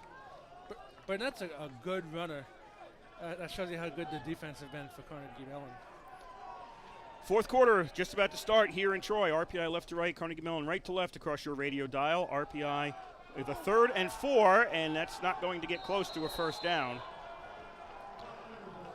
As Kazanowski called that a sack, he sacked back at the 43-yard line, and RPI sending out the punt team. Yeah, I don't know if Burnett was supposed to take that or what, but it looked like it was a play. Burnett looked back like, hey, where's the ball? Kazanowski had it and got sacked, but again, nothing doing for RPI's running game at another drive resulting in a punt.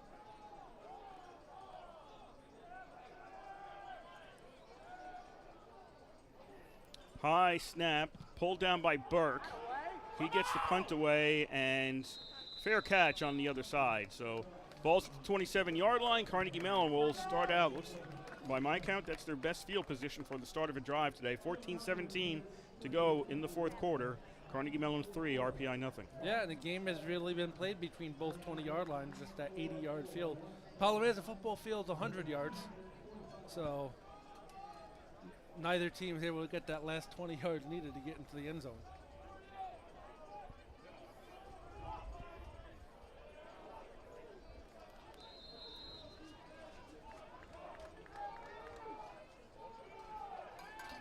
Mills takes his team out for, by my count, the 9th drive, the 9th possession for Carnegie Mellon today. Fakes the handoff, throws, complete. And that'll get out to the 35-yard line. Condemi on the reception. Hey, if RPI wants to give it to you, take it. Methodical drive down the field. The possessions have been, well, in the first half they were okay. Each team was able to control the ball. But after that, they were short and sweet. So you want a nice long possession if you're Carnegie Mellon, because you don't need to score. You just need to waste time off the clock. When you're up by 1 score in football, you're 1 mistake away from not being up by 1 score. And they're going to go to the ground on 2nd down. And that's Haggai? Yeah. Haggai on the carry for Carnegie Mellon, and he gets out to the 41, and that'll be a first down.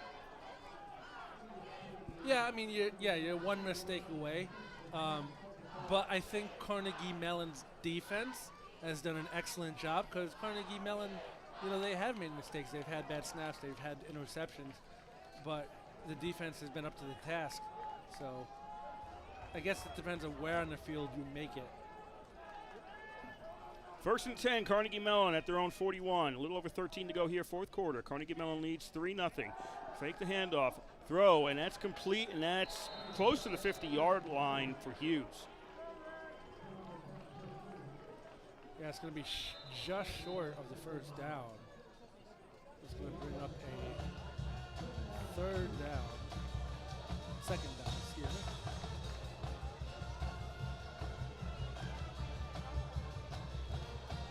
So it'll be 2nd and 2 at the 49. And as Ed was talking about, if Carnegie Mellon can just string along a long drive here and burn some minutes off the clock and get some points, it's going to put RPI in a very bad position. 2nd down. Haggai gets the carry, but he gets caught behind the line of scrimmage by Deptula, and he's caught for a loss. Yeah, and Deptula just came through the line like a shot. So great job by Joe Deptula going through. So that's going to bring up a 3rd down. They're going to be a 3rd and about 4 for Carnegie Mellon.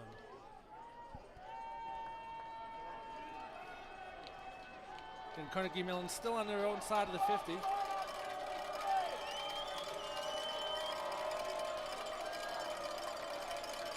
Crowd getting behind the defense right now as RPI tries to get a stop here on 3rd and 4. And Mills is hit, and Mills is going down. Schumacher, first person back there to hit him, and that's a sack back to the 40-yard line. Yeah, nice job by Schumacher to fight off the block. And that defensive end, edge rusher position, whatever you want to call it, coming off and doing the job that it's supposed to do. And Schumacher fighting off that block and getting the sack. So that brings up 4th down and another punt.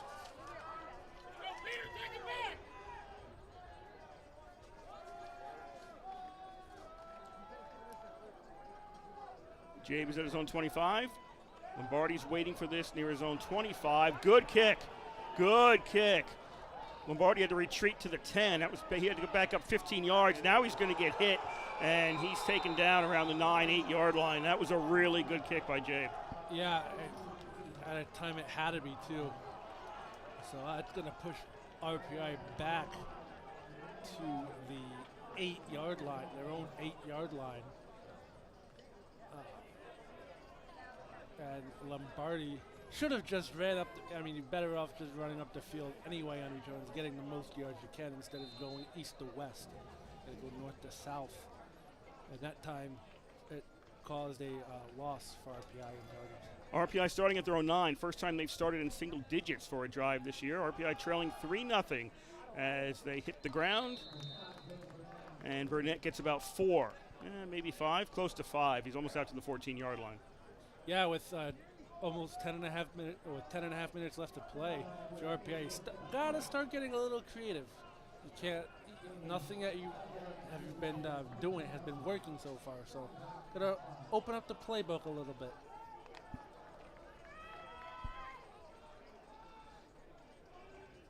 Two receivers to the left, one to the right. Allison now going in motion He's going to be on the left, and a give is to Burnett once again, and he's out to the 17. Yep, 17-yard line, about 2 yards short of a first down. I mean, Burnett just runs, straight to the hole like you're supposed to. He's getting 2 yards, and let's see if he can turn that into a first down on this play. 3rd and 2 RPI. You don't like to say these things are super critical, but, if RPI doesn't get a first down here on punts, Carnegie Mellon's going to get the ball, their own 40 or better.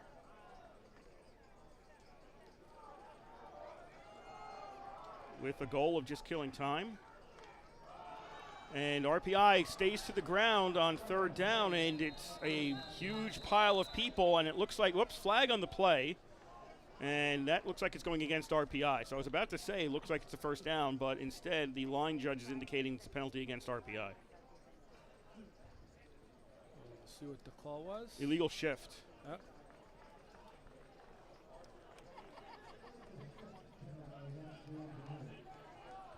That doesn't help if you're RPI.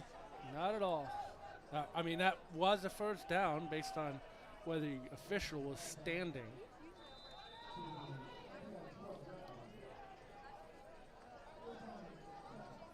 So it'll make it 3rd and 7 RPI.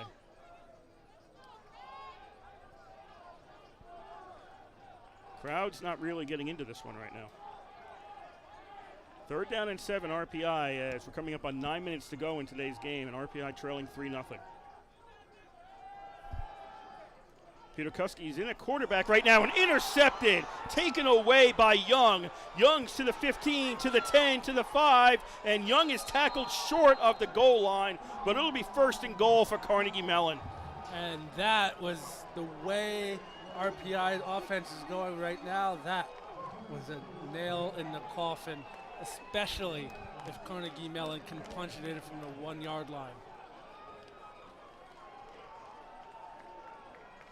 So the balls have been floating on RPI's quarterbacks in that time it happened. So Carnegie Mellon starts on the RPI 1 yard line.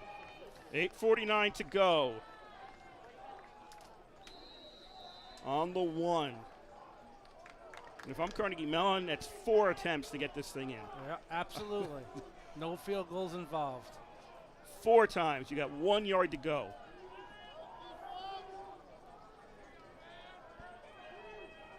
I'm running up the middle, too. I'm not trying to do anything fancy. Right. In fact, I would let Mills run it. Uh-huh. Timeout, Carnegie Mellon. They're going to call a timeout. 8:49 to go here. 3-0 Carnegie Mellon. It looks like Mills is going to be alone in the backfield. So it looks like that was the plan. Just let Mills run the ball. Well, the thing with the shotgun offense, the shotgun-based offense that Carnegie Mellon and RPI has been, and a lot of the schools throughout the country on every level have been running the spread offense, the triple option, is you have 1 yard to go to the end zone. Then, you put the quarterback 4 yards back. You put yourself at a disadvantage anyway. Just put your quarterback under center and have him sneak it. Most of these quarterbacks are 6'6" anyway.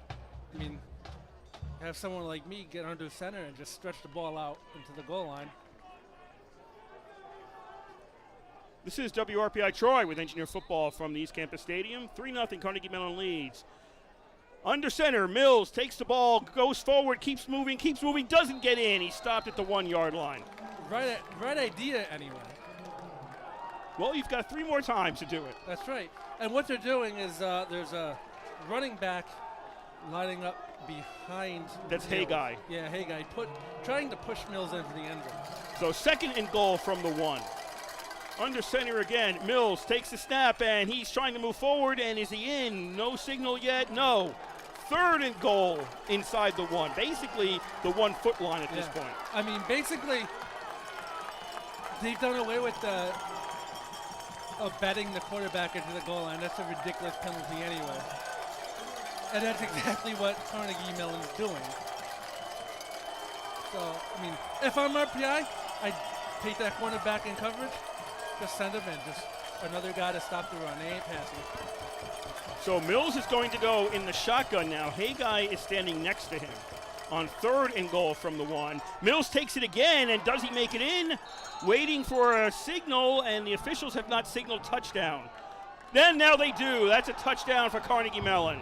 On the 3rd attempt, they take a 9-0 lead. Yeah, they had Haggai be a lead blocker instead of a pusher, and that time it worked. But that was a lot closer than it had to be. Because with the shotgun one snap, you're in, one bad snap, you're in trouble. So now it's a 2-score game.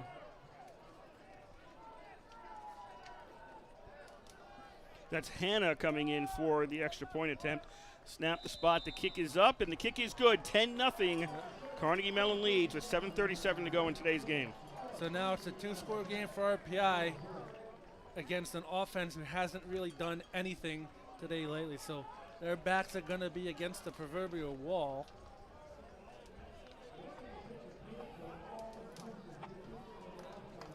RPI got 2 interceptions, couldn't put any points on the board. Carnegie Mellon finally gets a turnover in their favor.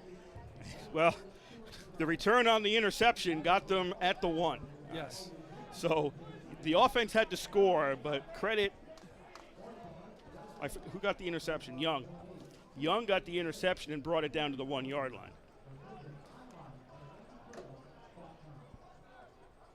And rest assured that if Carnegie Mellon didn't punch it in the end zone, Young was going to be the most unhappiest person on the bus ride home out of that one. So I could just see him yelling at them. I got it to the 1. What are you guys doing out there? So RPI down 10-0 here with 7:37 to go.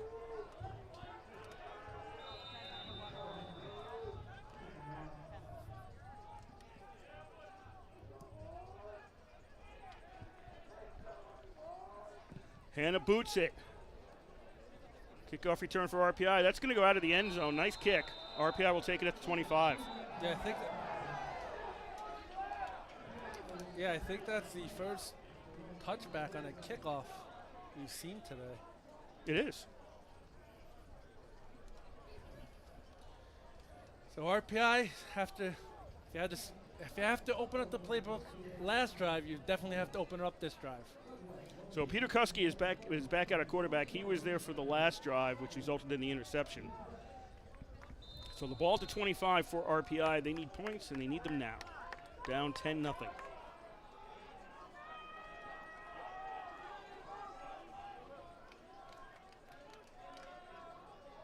Four wide out formation. Peter Kuski to throw. Gets that one off short, and it's going to be taken by Burnett, but he only gains 1 out to the 26. Yeah, that ain't going to help. These short passes are not going to work anymore. This Carnegie Mellon defense has been shut down today. We've seen many plays by RPI where the quarterback just simply didn't have anybody to throw it to. Two receivers each side, second down. Pass along the sideline. Walker Sutton has it, and he runs out of bounds at the 34. So they'll set up a 3rd and 1.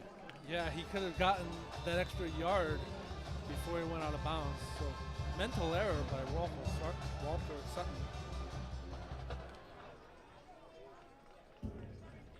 .650 to go here in the 4th quarter. RPI trailing by 10. I think they've got to pick up the pace. 3rd down and 1.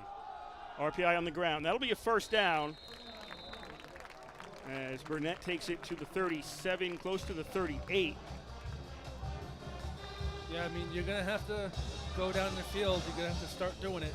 Yeah, now is as good a time as any. You need 2 possessions here. 1st and 10 at the 38. 3-0 RPI trails. Peter Kuski under pressure. He's going to run with it, and Peter Kuski is down at the 45. He picks up 7. At least it's positive yardage, though. I mean, yes, the clock keeps running. And again, there was nobody to throw the ball to. Credit to the Carnegie Mellon defense on that one, but at least Peter Kuski made the decision to pull it down and run with it, and he got 7 yards out of it. Umpire got hit on that play. He gets back up, and he stays in the game. Second down and 3 at the 45. 5:50 to go in the fourth quarter. Bad snap picked up by the running back, and that's Buckley this time, and he's going to get caught for a loss of 2. Yeah, it looked like you hit the center's leg or something. It didn't even make it back to Peter Kuski. Or slipped out of the hand. 3rd and 5 with 5:25 to go in the fourth quarter. I'm thinking this is 4 downs at this point. Absolutely. 2 receivers each side. Peter Kuski to throw. Buckley stays in the block, but he's going to get sacked. Peter Kuski goes down on the sack to now make it 4th and long.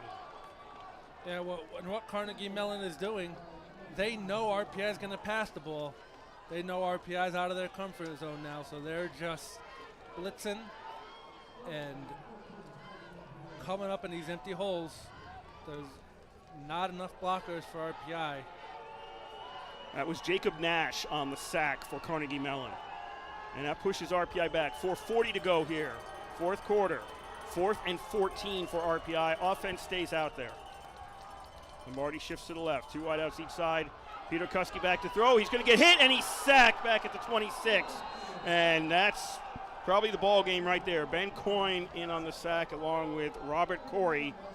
And RPI turns it over on downs at around their own 26-yard line, and down 10-0 with 4:27 to go. That's probably the ball game. Yep. I mean, the way RPI's offense has been going today, you're going to be hard-pressed.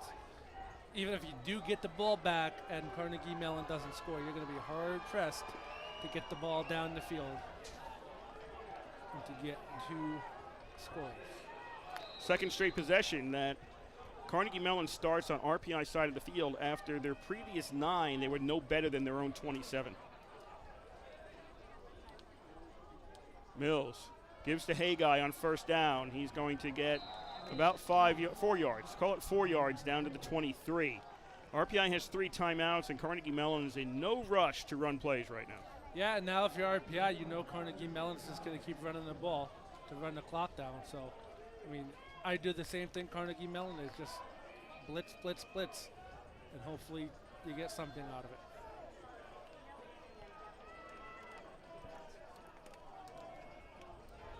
Coming up on 15 seconds on the play clock. Carnegie Mellon, Mills is just waiting around.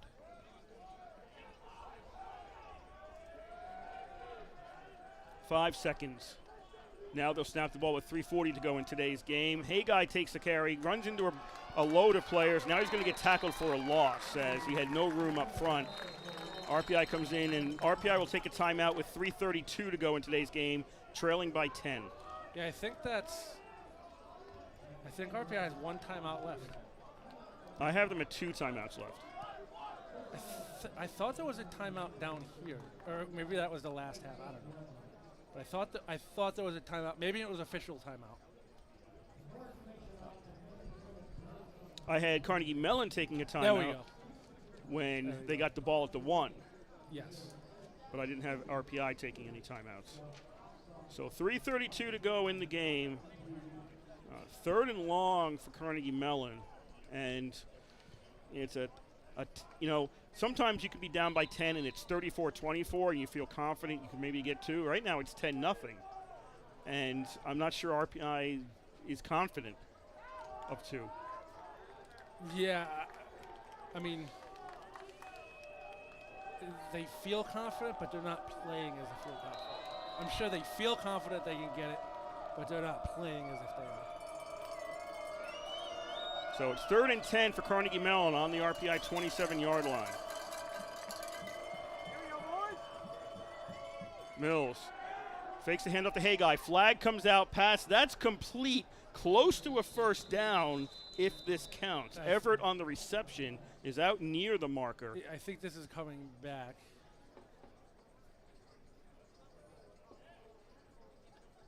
It wasn't whistled dead, so it's probably an illegal shift.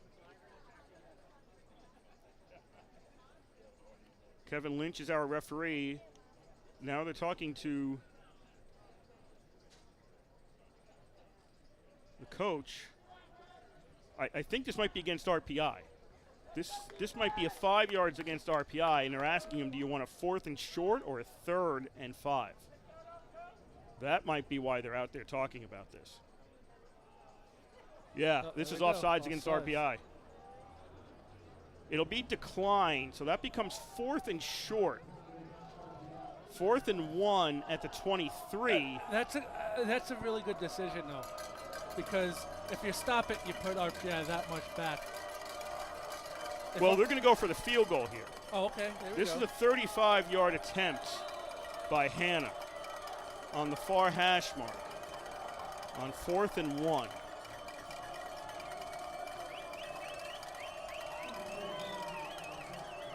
So the clock is running. We're down to 3:10 to go here in quarter number 4. RPI trailing by 10. Snap. The spot's down. The kick is up, and Hannah's kick is no good. Missed it. So a missed field goal with 3:02 to go. Carnegie Mellon still leading by 10, so it's... Yeah, I mean, good decision either way to do a 4th and short on that penalty. I mean, it didn't work out, but yeah, you're still up by 10. And the way your defense has been playing has been really good. Even though RPI's offense hasn't done anything at all today, Carnegie's Mellon defense has been really good. So RPI gets it at the 20 by rule. Zarnowski is now in at quarterback. Throw on first down is going to be, or Kazanowski, pardon me, is in there. Throw on first down is incomplete. Looking for Walker Sutton around the 40-yard line.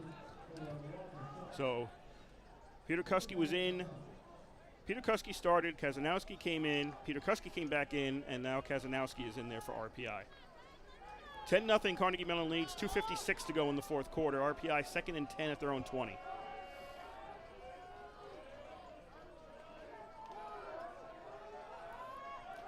Three receivers to the right, one to the left. RPI needs points, and they need them fast. Kazanowski is going to throw short to Burnett. Burnett's going to get stopped at the 25. And Carnegie Mellon's going to let RPI have that all day. Yeah. And they have. Yes.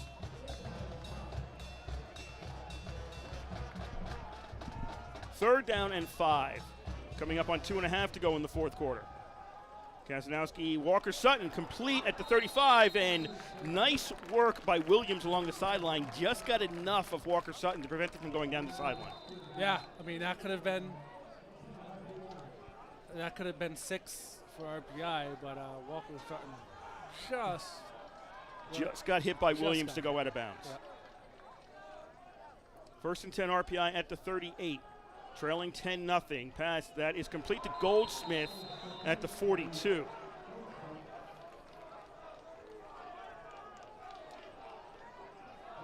So the ball's at the, call it the 43. Carnegie Mellon had too many people on the field. Pass that's going to be complete to Palmer, and he's going to go out of bounds at the 49. Yeah, we finally got the flag there because Carnegie Mellon was trying to execute a replacement, and they got caught with too many people on the field, but RPI didn't replace, did they? Well, I think their coach was trying to call a timeout, but there's still a flag on the field. There's no. Okay, so it is a participation violation against Carnegie Mellon, declined by RPI because the result was the first down. Now there's another flag coming out. I think this is against the sideline for Carnegie Mellon. Yes, this is going to be on the Carnegie Mellon coach because he's yelling at the officials. He was trying to get a timeout. So that's Ryan Larson, the coach for Carnegie Mellon. It's 1:55 to go, 10-0 Carnegie Mellon leads.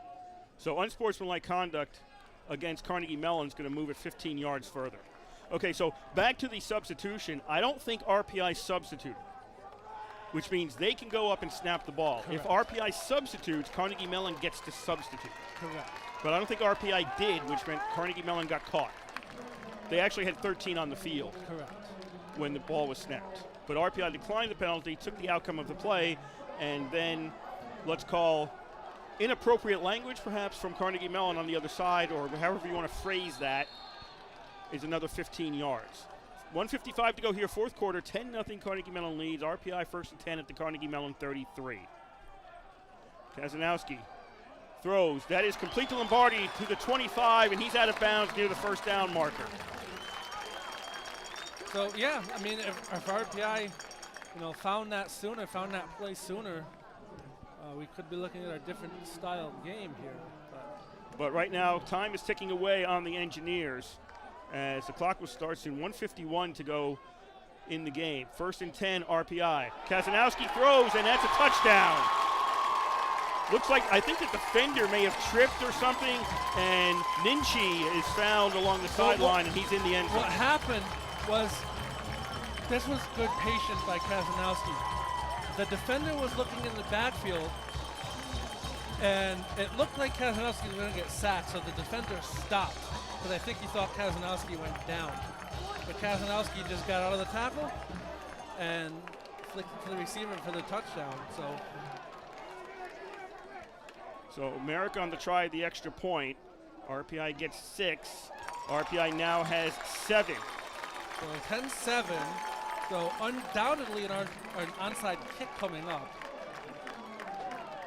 So we'll see how that works out. If I'm Carnegie Mellon, I'm putting all my offensive players that are not quarterbacks out there. That they're running backs, they're receivers, anybody that can catch a ball that's not a quarterback, and putting them out there. I don't even know if I would send anybody back deep either. Well, you got to keep one person back there honest, because if RPI decides to kick it deep and all your guys are up front, they could race to the ball and get there first. Right. You got to keep one guy back for honesty. I'm not saying deep though. Okay. I'm saying maybe about 15 yards off the ball. That's how far a squib kick goes. So yeah. So about 20 yards off the ball, there's a guy back for Carnegie Mellon.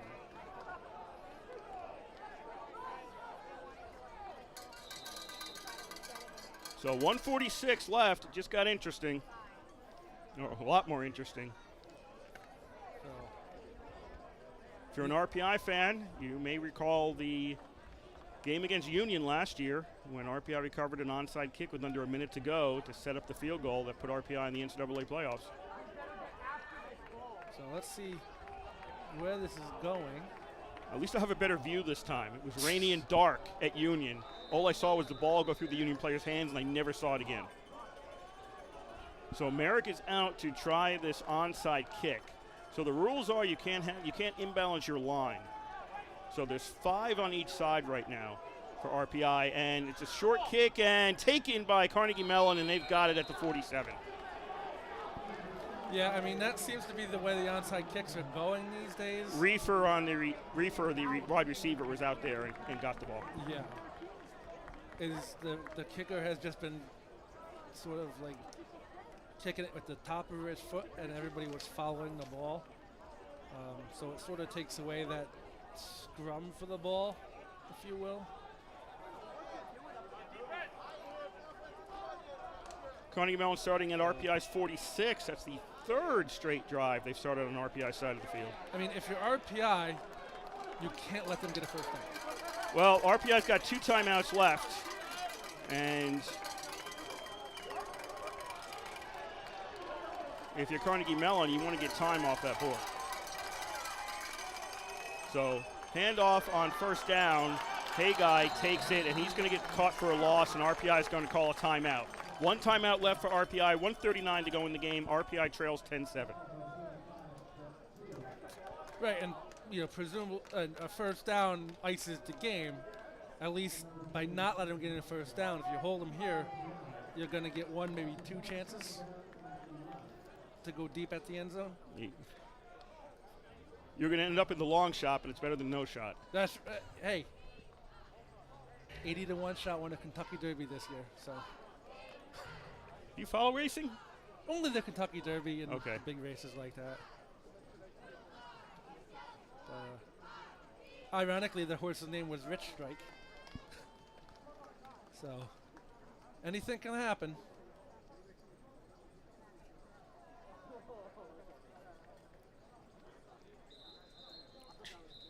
Fourth quarter, 10 minutes to go in Schenectady. Union 76, Worcester State 7.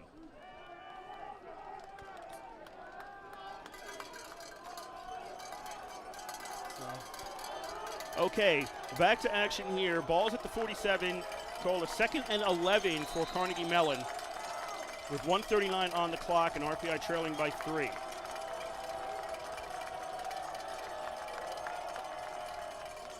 Mills hands off to Guy. He gets caught behind the line of scrimmage again.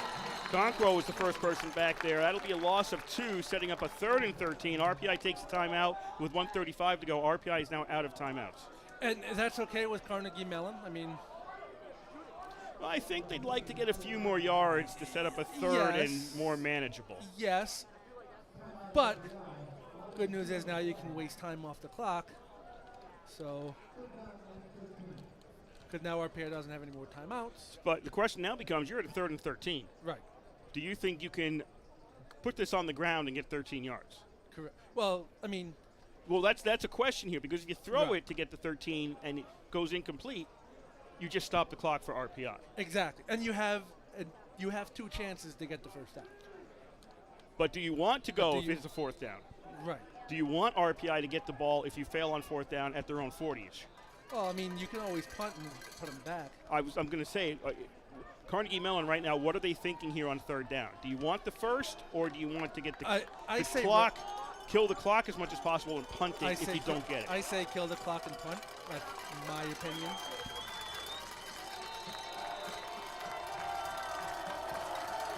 Third and 13 at the 49 for Carnegie Mellon. And they're going to go to the ground. Guy takes it. Guy's not going to get a first down. He's going to get stopped at the 47. Clock will run. RPI's out of timeouts. Because now when Carnegie Mellon lines up the punt, there's going to be 45 seconds left, let's say. It's going to be around that when the punt happens. Yeah. So Carnegie Mellon has 2 timeouts. They can talk about this and run it down to the last possible second and think about it.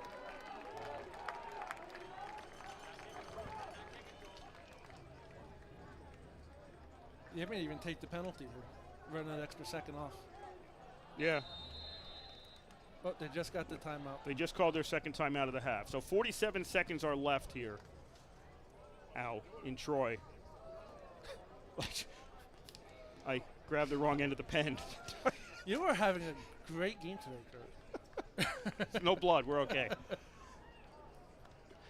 47 seconds left in Troy. 10-7. Carnegie Mellon leads RPI.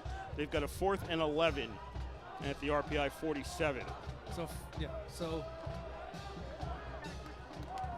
ball snap, you're going to kick with 45 seconds left. You don't want to put it in the end zone for the touchback. Well, I guess it doesn't really matter. It's only difference of ideally you wanted it to 1.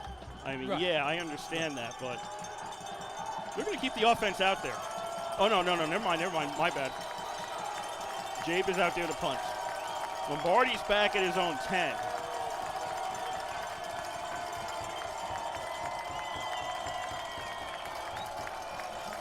Good snap. Jabe gets the kick away, end over end kick. Lombardi signals for a fair catch, lets it bounce, goes into the end zone. This will come out to the 20 with 41 seconds left on the clock. okay. So 41 seconds, no timeouts. You got to come out passing. You got to shore up your line. You got to get the blocking down. You can maybe do 1 or 2 of those 5-yard out passes you've been doing, but each pass has to go towards the sideline. You can't do anything in the middle of the field. So if I'm Carnegie Mellon on defense, I'm giving RPI the middle of the field all day. Because RPI can't stop the clock. That is correct. RPI is out of timeouts. 1st and 10 at their own 20, down by 3, 41 seconds left. Kaznowski throws. That is complete sideline, and that is out of bounds on the sideline by Ninchi. He's the one with the touchdown for RPI. He's out at the 29. Clock stops at 36 seconds to go. Now RPI just needs 3. But then the question becomes, I'm not sure what Merrick's range is. Well, not only that, but when do you, you have to decide really quick if you get to a certain point to do that. Yes, because there's no timeout to get the kicking team on the field. 4 wide out formation. Kazanowski throws that out of bounds. That was a miscommunication on the route. Clock stopped at 33 seconds to go. I mean, I'd say you try it if you're on the 25-yard line. 35 be a little bit too far. You don't have Andrew Franks anymore. 3rd and 1. Let's keep track of the downs here. 33 seconds left. 3rd and 1 at the 29-yard line for RPI. Kazanowski is going to look right this time. Pass complete to Walker Sutton. Tackled in the field. He's got a first down, so that'll stop the clock while they move the chains. So RPI, 28 seconds left. They've got to line up fast. I did forget about that the clock stops when they move the chains.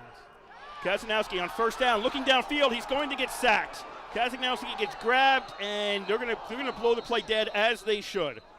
He was still on his feet, but Coyne came in and had him under control, and they blew the play dead, and that's the correct call. So now 8 seconds, 5 seconds to go. Spike it with 4 seconds to go. Yeah. And now if I'm Carnegie Mellon, I don't rush anybody. I put everybody back. So it's going to come down to one play here. The field goal question is moot. Yes. Unless you have a series of defensive penalties that get you close enough, and I can't imagine that happening. Remember, pass interference in college is only a 15-yard penalty at most. We're going to get a timeout Carnegie Mellon here. Yes. So if you're thinking NFL, you throw downfield, hope for the penalty. Sure, you could throw downfield to the 15, 10, or whatever. Maybe you get a penalty and you get the ball there. In college, it doesn't work that way. It's 15 yards max, which also means if you're Carnegie Mellon and somebody gets behind you, just drag them down. Mm-hmm. Just don't risk it. If they're behind you, just take them down, take a defensive holding or pass interference, and go back out onto the field. Well, if I'm Carnegie Mellon, if I'm the defensive coach, I'm putting 3 guys on the side. I'm putting 3 guys on the in the end zone, in the front line of the end zone. I'm putting 4 guys probably around the 35 or so, and the rest of my guys I'm keeping at the 45. I'm going to give RPI that buffer. I'm going to give RPI a 30-yard buffer to do it. So the ball's on the 33, so there's 67 yards that Carnegie Mellon's defense has to play with here. 4 seconds left, RPI trailing by 3. 3 receivers to the right, and pass to Walker Sutton is incomplete. And are they going to call that a fumble? I didn't think it was a completed pass. And they're going to say the game is over. I'm not sure what the call is here. Somebody ended up with the ball and got tackled around the 50, and that's the game. So we don't know officially if that was a fumble or an incomplete pass. Regardless, Carnegie Mellon wins the game 10-7. I just don't understand that play call, unless they were trying to go for the hook and ladder. Well, if you're going for the hook and ladder, why throw to the guy who's only got one person on that side? There were 3 receivers on the left. Exactly. So I just don't understand the play call. So Walker Sutton was alone on the right. You pass it to him. Sure, you've got somebody who followed up when the ball came loose. I don't think he actually caught the ball, to be honest with you. But all your receivers are on the other side. Right. So I'm confused by the play as well. However, the thing we're not confused by is that Carnegie Mellon has won today 10-7 over RPI here in Troy. Yeah. That is a certainty. And Coach Isernier, he had many chances to change up the playbook. Unfortunately, what happened for RPI is by the time you're going to get to that point where you have to get creative to open up the playbook, you've never ran these plays before. Carnegie Mellon knows that you're very uncomfortable doing it, and they could just blitz. Whereas had you opened it up maybe in the first half or more, Carnegie Mellon's going to be back on their heels a little bit. And, that extra time to think about it, to get a pass off, that split second, helps. Well, let's go back. How many of those sacks for RPI were coverage sacks? Exactly.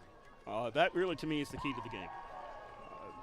Peter Kuski, Kazanowski, either one, they'd be back looking to throw to somebody and not have anybody to throw it to. And I think the key to the game was right there. RPI had trouble getting any kind of deep passing game because the coverage was so good from Carnegie Mellon. Yeah. But I also think, too, the 5-yard out passes that RPI likes to run to maybe soften up a team, that wasn't working for them. And they kept going back to that play. They have Burnett. They keep trying to do the little draw up the middle. But Carnegie Mellon, they were able to blitz it. And, but when it was like 5 minutes left to go in the first quarter, Carnegie Mellon had RPI's offense figured out. So combined with the excellent coverage by Carnegie Mellon defensive backs, RPI couldn't really do anything. They didn't even look like a team that wanted to be out there. They didn't really play with emotion at all at any point. I mean, you could say the last minute of the game they did, but by then it was. I think there was a lot of almost too frustration late at that point. Yeah. And it could go both ways because the total yards in today's game, RPI 261, Carnegie Mellon 161. Yeah. You had a game played mostly between the 20s. RPI gets 100 more yards than their opposition. If you count drives in terms of the offense running the entire drive, RPI won 7-3. The one drive that got Carnegie Mellon their touchdown, they got it at the 1. The defense got that. And I'm not saying they don't deserve that. They do. Right. That was Young running that ball back from midfield down to the 1 yard line on defense. And great work by Young to get his offense into the correct position to get that touchdown. So it's a 10-7 game. It was a close game. The stats maybe a little lopsided for RPI because they did get that room in between the 20s for much of the day. They got better field position much of the day. They just couldn't finish it. And, Carnegie Mellon, I'll go back once again, the passing game, all those coverage sacks. And I think that's really what made the difference. And RPI did take what Carnegie Mellon was giving them, but unfortunately for RPI, Carnegie Mellon didn't give them much to do about. And also, let's go back to the stat you mentioned: 100 more total yards for RPI than Carnegie Mellon. How many yards did Carnegie Mellon have in penalties, though? I mean, ruined drives. Yeah, they did some damage to themselves. So when you factor that in, yes, RPI had a little bit had 100 yards more than Carnegie Mellon, but yeah, Carnegie Mellon took penalties at bad times. Yes. And let's not forget 15 yards on the RPI scoring play. Yes. That they took from the sideline. That was a mental. And RPI had one too that ruined a big drive for them. Yeah. Back in the third quarter. So big story was penalties. So. Not a lot, but at key moments, those penalties were there. Okay, so the scoring in today's game as people are heading out here at the East Campus Stadium. First quarter, it was Hairston with a 23-yard field goal, 5:19 to go in the first quarter, made it 3-0 Carnegie Mellon. And that was all the scoring through to the half and through the third quarter. It was 3-0 at half, 3-0 after 3 quarters. And then Carnegie Mellon, with 7:37 to go in the game, got a touchdown. Mills with a 1-yard run, and that's from the Young interception around midfield, getting it down to the 1-yard line. Hannah with the kick made it 10-0 Carnegie Mellon. RPI did get one score, 1:46 left to go in the game.